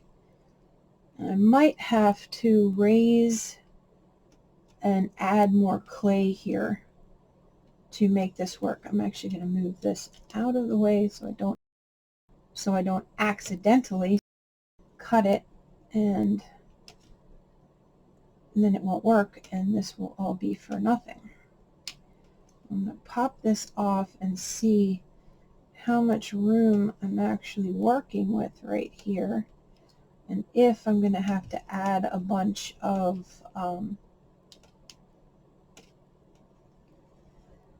paper clay or something around this to camouflage it. And I might make another little door for the back here.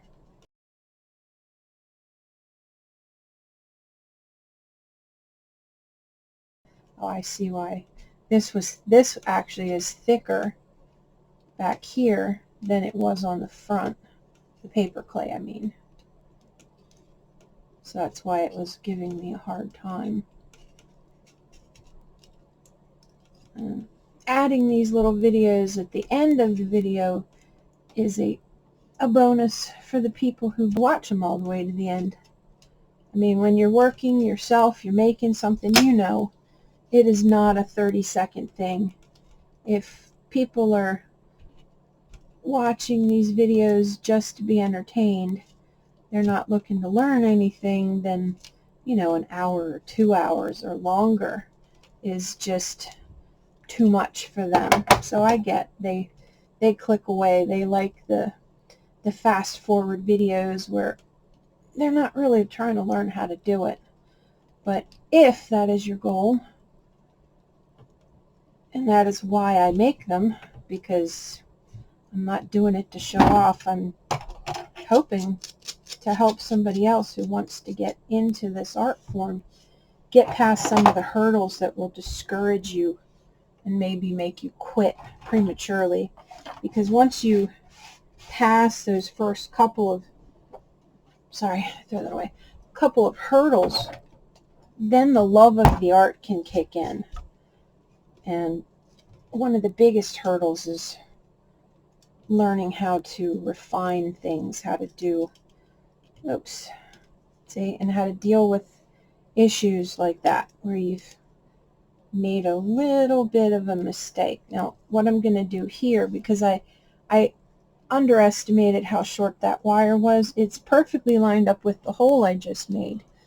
Let me see if this will let me zoom in a little bit. Try again. That might help.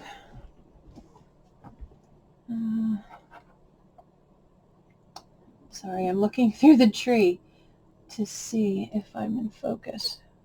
Nope. Other way.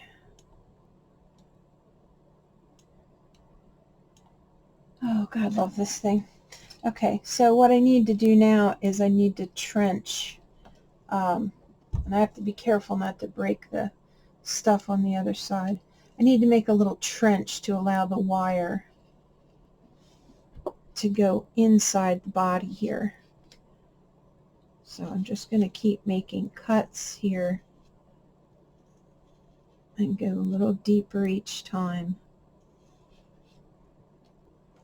cutting towards my other cut so that I can have that disappear into the hole. Just digging a little groove. All right, I'm going to angle in down here.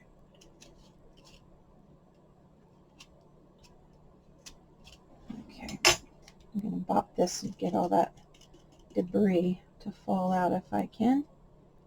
I don't need it in there, so I leave it. All right, now this should allow me, I hope, to push this into the hole a little better. It's not quite laying. I don't want to force it. Let's see if I can get any more from that length up there. There we go. Now we got it. Just needed a teeny bit more length. I can push that in there like that. And does this one still fit over here? Yes, we are in business. Okay, so now I have one light inside of this hole, and I have one light inside of this hole. I'm going to stabilize them in place with some hot glue. I want them, well, actually first I'm going to put some hot glue in the hole as an insulation, and I'm going to push it against the sides with the tip of the gun. That'll work as a kind of insulation so that this electrical wire, which I think it has a coating on it, but I'm not sure. I don't want to take a chance. So I'm going to hedge my bets here and spread this glue around. Make sure that that insulation, or that aluminum foil, doesn't end up being a problem. Now I've put lights like this up on my metal gazebo outside, and it was not a problem. But I just want to make sure. All right, I have it in there. It's centered. It's not touching anything. And I'm going to go ahead and glue that down so it can't move. And I want it to look like the light is coming from inside a deeper cavity. So this should be perfect. And once this is dry and everything's set in place, I will take steps to tack that down best I can.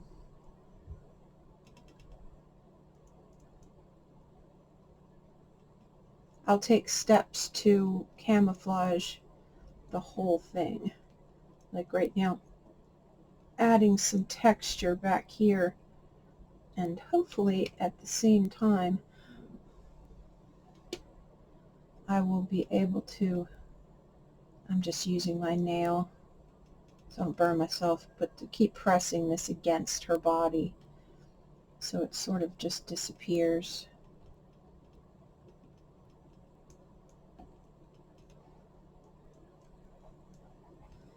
And I'm going to take and put some, I'll start from up here where her hair is, and I can add some texture.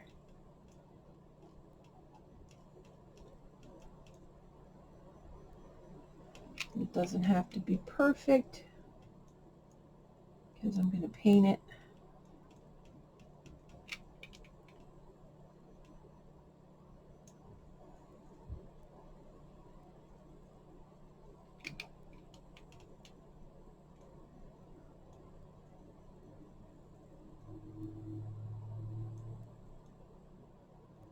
Ultimately, anyone who's used hot glue knows you will end up with some little random hairs from the glue.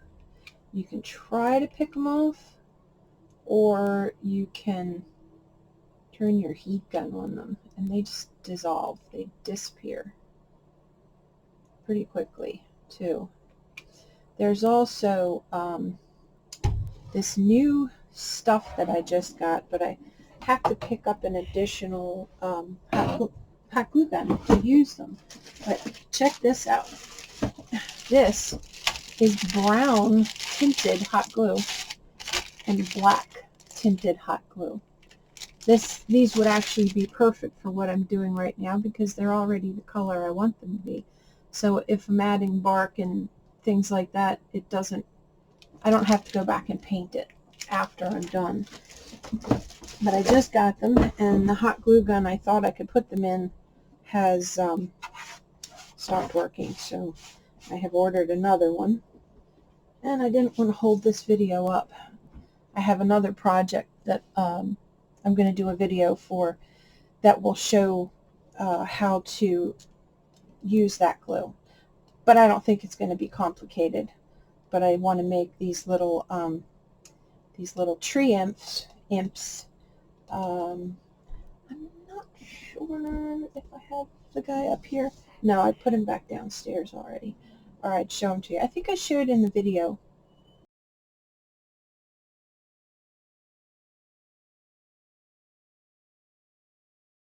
Okay, so this is secured onto the back. Oop, this is secured onto her back pretty well. And now I'm going to bring it around the side here and go into, oops, this other hole. So I'm going to make a little bit of a glue line here and inside. And go ahead and stick that to it. And I'm using the back of the X-Acto blade because I don't want to accidentally cut either the insulation on it or have it end up touching something it's not supposed to.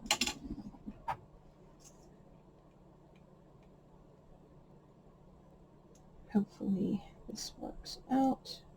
And I will throw a battery in it before I'm done recording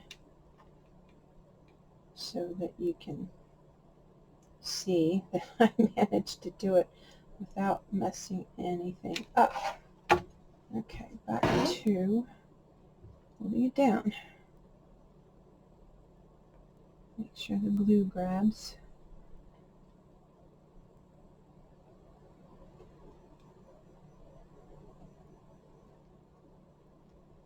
Okay, and that should hold that in place. Alright, I'm not going to do anything else with that just yet because I need to, this is my other little tip, if you're trying to fit something, this is polymer clay, not paper clay, because I don't want to put paper clay over this hot glue because I don't know how well it'll stick to it. So, but the tip is if you wrap whatever you're trying to make your paper or your polymer clay item for in aluminum foil like this loosely. Well, I say loosely, but I mean you don't want to wrap it all the way around. You just want to wrap the front part where you're going to put the thing, and you can see the hole over here, and you can see that, and then you're going to hold that in place, take your item, put it over the hole, and press it against the thing you're trying to put it on. And you can manipulate it however you need to. Where did my other tool go? Hold on, I lost it. There it is. It was deforming here just a little bit. Oh, you know what? I better zoom back out. Yeah. Okay, yeah. And I have to flatten this upper bit here a little bit because it's deforming on account of the wire and the hot glue. Okay, that's pretty good. Lift it so I can see. Fix the door frame. Add some texture so it looks like wood. Lift a little landing pad here. Make sure it's going to attach to her body properly. Okay, now you can, I'm actually going to poke here and make sure that is the hole behind there and that I'm not too high. It might be a hair too high. Let's come down.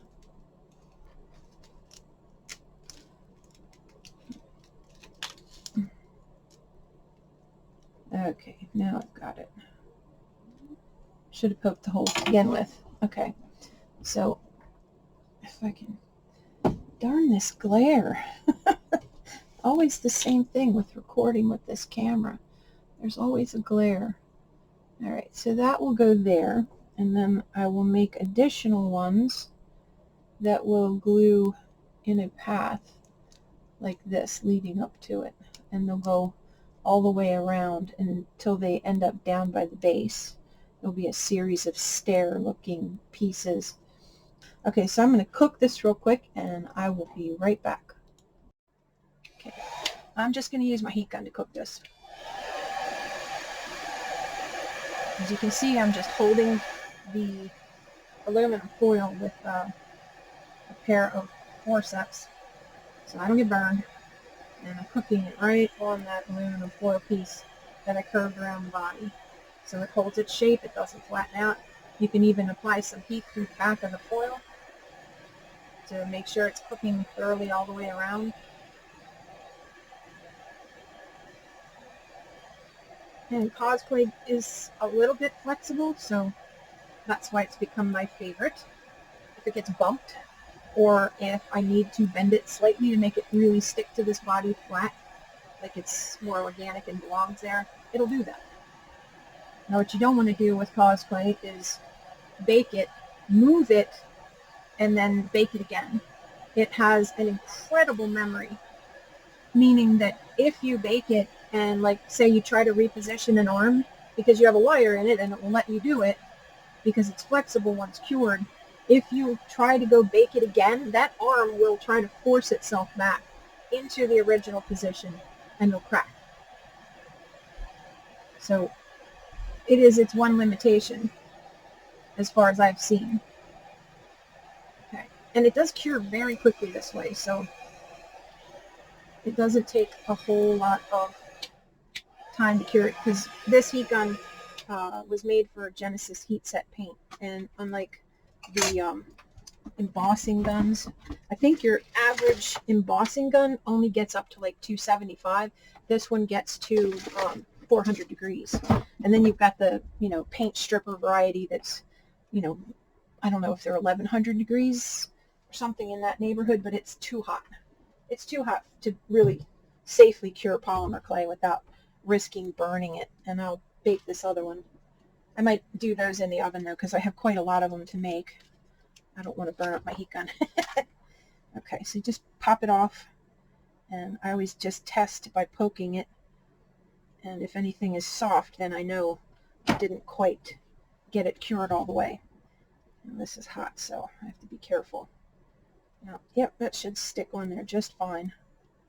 And that will be the first little door. What I'm going to do, though, is put a little piece of plastic on the back here, though, to work as a window. And it can be any kind of plastic. I think I have a piece of, yep, I do. A little piece of this kind of plastic. And I don't want it to be that clear, so let's see. Bring it down here. I don't want it to be that clear, so I'm going to cut a little, no, I'm not going to cut it off. If I cut it off, I won't be able to do this. I have a little piece of sandpaper,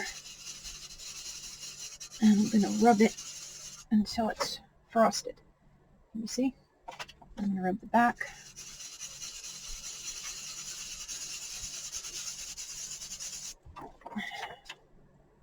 Oh, nice and frosted. So you can see the light through it, but you won't see anything else. And you don't have to buy any kind of special paper. You just need a little bit of sandpaper. Fine sandpaper so it doesn't look gouged. It just looks like frosted glass.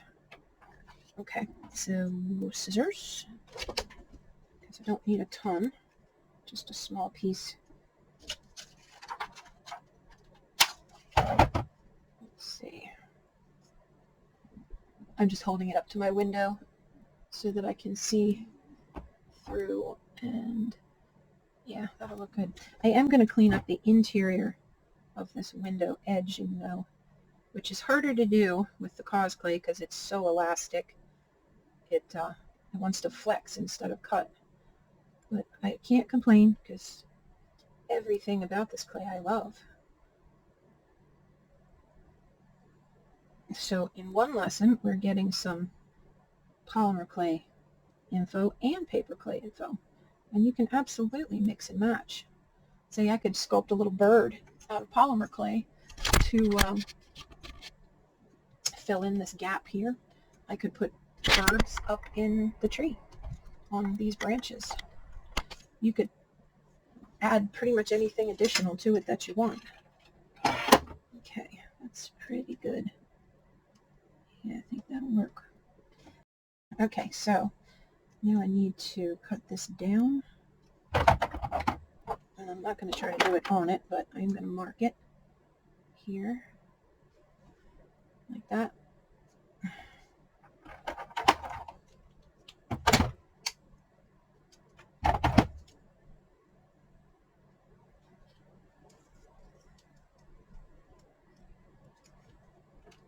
I'm going to take these square corners off the bottom just because they might become problematic. Okay, so now I'm just going to glue this little window piece to this frame. I don't want those little strings in the way.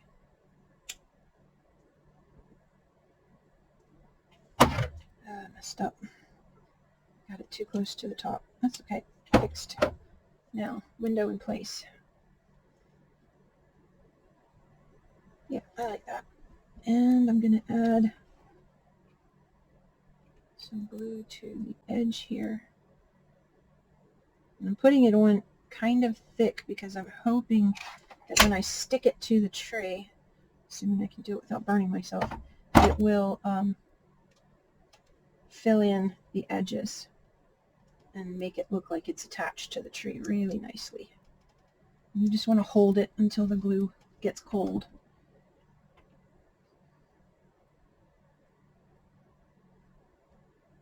And when you let go, you're listening for the sound of it pulling away, which it didn't do.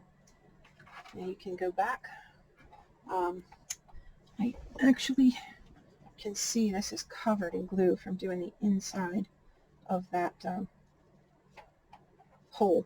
Okay, that looks better. You can go around the edges here.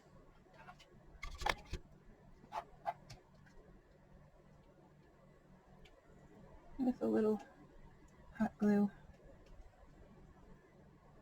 just to make sure that connection's good and solid, so it won't pop off if somebody grabs hold of it where it is.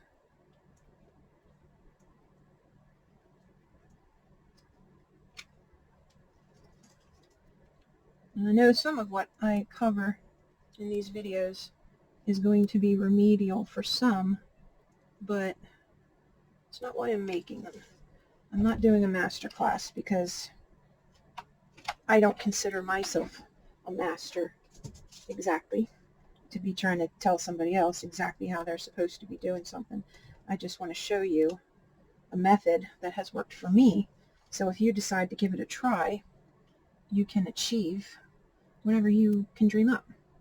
I decided I wanted a little fairy house for here, and I may make a fairy that size that will live in that little fairy house, and I may give her some friends up here in the tree, and have them sitting around. One thing about my art, I was a collector of fairies and angels and dolls and all sorts of action figures, you name it, for probably 20 years, 30 years before I started making my own collectibles and my own art. And sometimes it's hard for me to let it go. Sometimes it's impossible for me to let it go. There are some pieces that I make that I feel no desire to ever sell. I will keep them until I'm old and gray, and then my kids can decide what to do with them. And that includes my rather large Star Wars collection.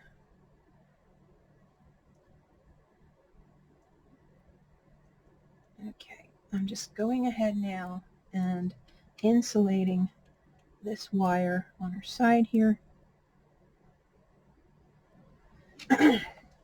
just to make sure that it's good and attached. I'm going to wet my throat real quick. Hold on. Okay, so that's pretty good. I like how that looks. I'm going to bring some more of this hair texture. I'm actually going to create a new line and bring this down her back and right into that lane right there. I might soften that a little so it's not in the way when I go to put this next piece on. And I'm just going to add some texture through here just to camouflage that wire.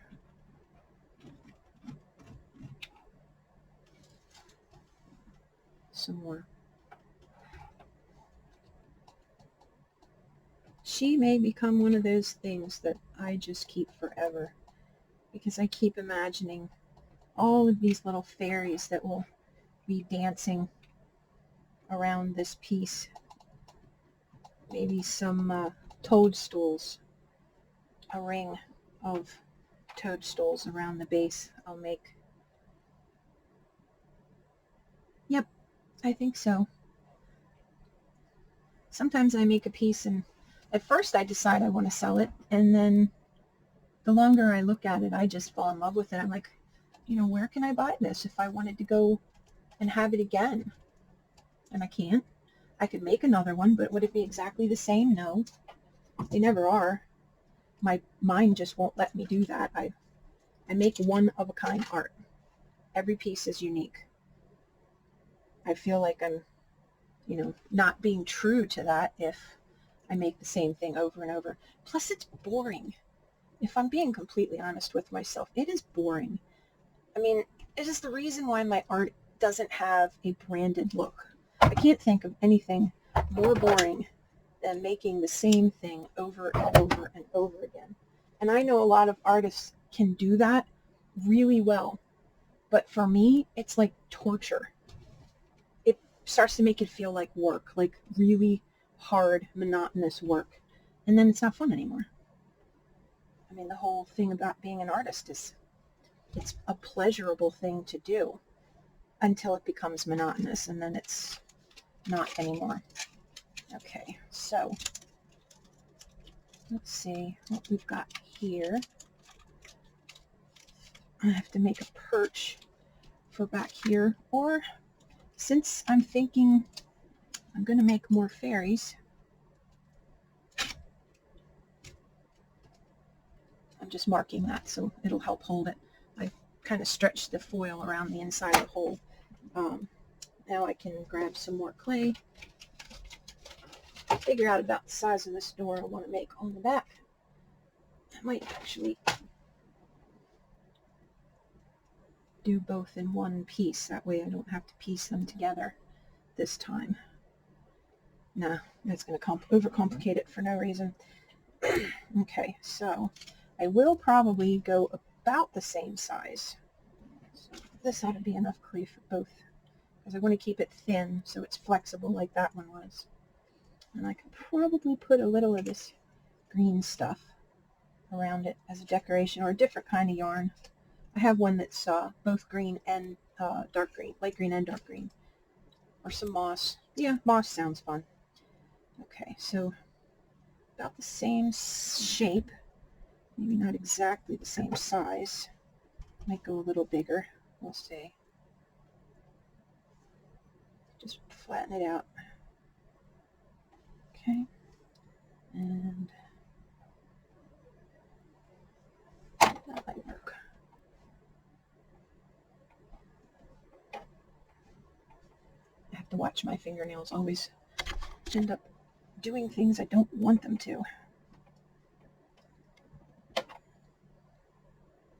Now these may not be picture perfect, realistic, these little mushrooms that I'm putting on here, but I think we can all guess what they are. Oddly enough, some of the tree fungus, it doesn't really have that much textural detail. It's more of a, how to say, it's pigmentation.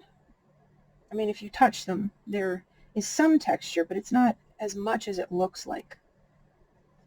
Okay, so we have that. Flatten that out a little more, which means I can paint that detail onto it. Okay, so I want the bottom of the door to have a nice straight line, so it looks like the bottom of a door. Let me bring you forward. You can watch this part if you want, or if you already know how to make one of these little baby doors, you can skip this part, because all I'm going to do from here out is finish this door, apply it to the piece, and then I'm going to take some pictures of it all finished and add them at the end. I thought about doing a round door. I actually thought about doing a little, like a birdhouse entrance on the back here, but after my mind said fairies, my heart agreed, and now they have to be fairy doors. 2 cute little fairy doors. Okay, and then once you make the groove, you can push the wood frame back in a little towards the door. You don't need it to be that, stretched, the gap, because then light should be coming through it too. Okay, now my little tool again to make the hole in the door. I can just peel this up and it pops right out.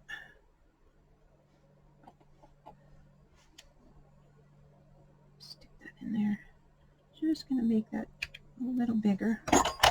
And I'm going to dry fit this on here, on the back of here. Oops, where are you? There you are.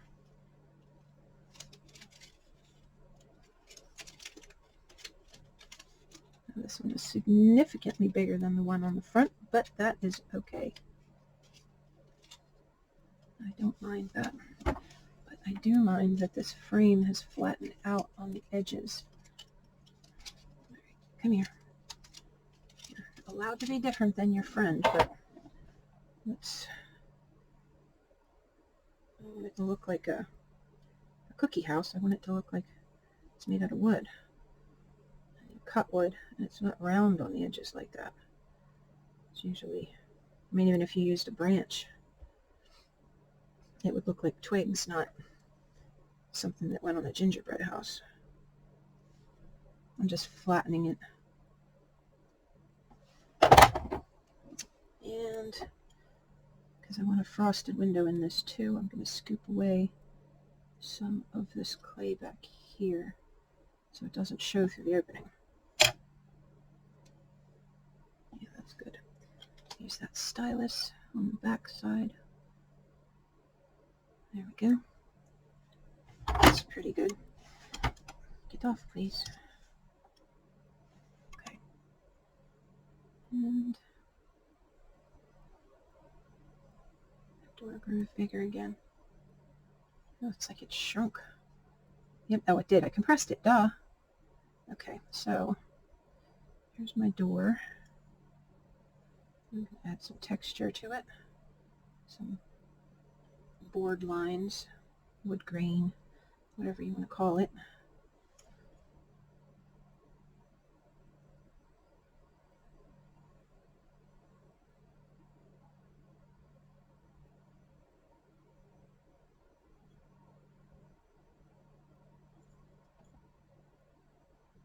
Fix the line under the door. And this will have a wood grain as well.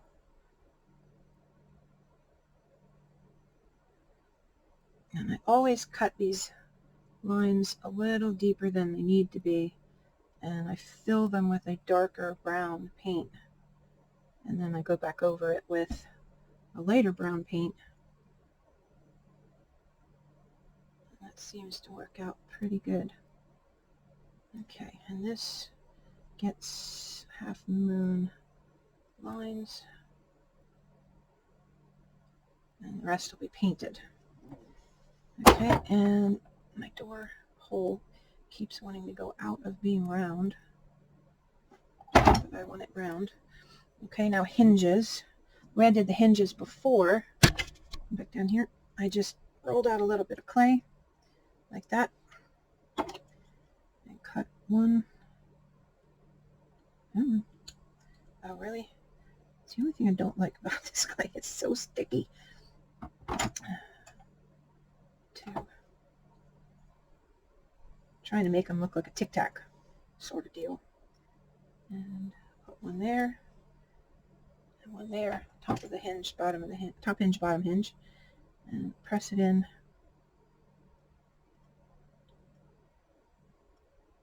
Flatten it out a little. Make room for the bolt. And the bolt is just a dot. It just has to appear. Oh. There we go. Just has to appear as though it's doing something for the door. And I didn't put a doorknob on the other one, but I'm going to on this one, and I might even make it a handle, not a doorknob.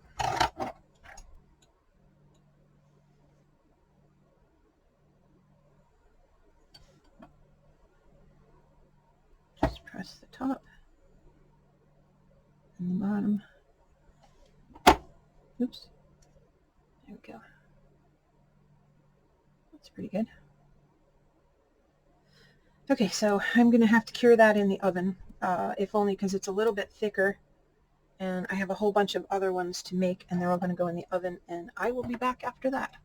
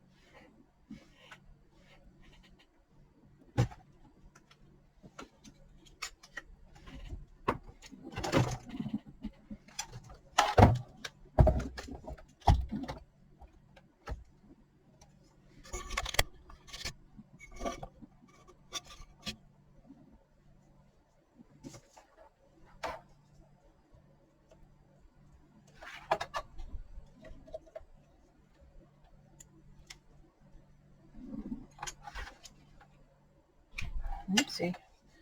Need more stick glue.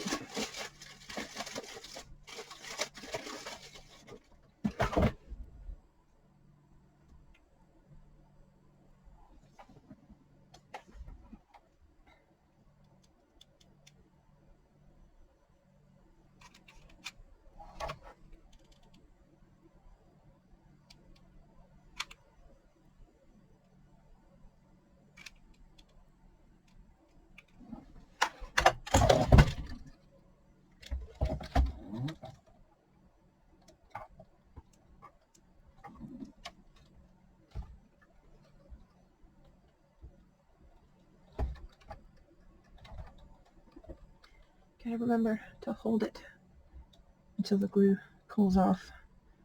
Be careful you don't burn yourself.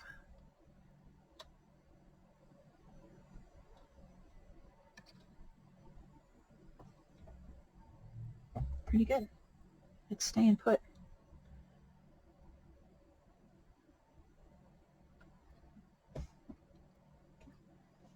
Okay. Okay. So, all right. Sorry. I had to move the camera really close to get it to focus. I don't know if I ever noticed that it does better in like a macro position. There will be two of these going down the side here, like this, that will connect that balcony, to the other balcony, kind of avatar style, jumping from one to the other. And then I'll continue around and go doot until it gets to the bottom. So they'll have their two little fairy bits that draw attention from the back side and come right around to where the fairy doors are. I think it's going to look adorable when it's all done. I will probably not show any more of it until it's finished at the very end. Thanks for watching, and hang on if you want to see it all done. Okay, so I wanted to come back and share with you. I went ahead and attached the rest of the walkway pieces. So we have the little door back here, and then the steps come down and around, and they actually pass here, and just for a symmetrical look to the front of it, I added this one here and this one here, just so that the look of her from the front was the way I want it. Pardon my messy studio. It always becomes quite a wreck when I work. But then it comes down around here like this, and actually goes right down to the trunk goes down to the trunk and at the base. So it's a spiraling staircase going up to the first door, and then it wraps around through all this stuff to the back door. And both will light from inside.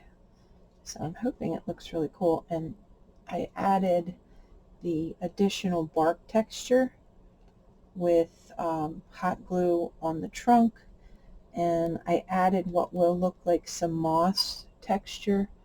I don't know if you can see it underneath of each of these. I had some run up the body here and down underneath and running down to where the roots already had some applied, and I may do a little bit more work. I know I have to hit it with the heat gun. It's like these little hairy bits right here that aren't really attached.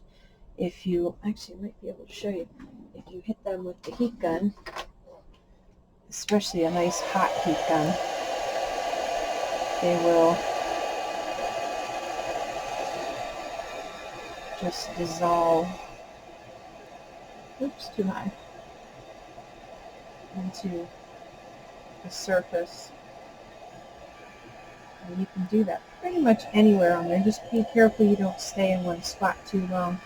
You'll risk setting your paper clay on fire. That's probably the best shot of her face I've gotten so far. I did a like a wood grain effect, almost like a birch bark with the little grain lines, and because I wanted it to blend, given that the rest of it was painted, I decided to paint the whole thing. And my little bunny friend and his little squirrel friend, and of course, a little owl on the end. I think this is just the cutest little thing. Okay, that's it for now. I'll show you when I'm done what it all looks like. Okay, so here is the final look with the first floor light and the second floor light lit up. Alright, so that's the end of this one, and I hope you guys found something interesting, maybe something that will inspire your next piece or help you accomplish something with a piece that you wanted to do, and I thank you very much for watching.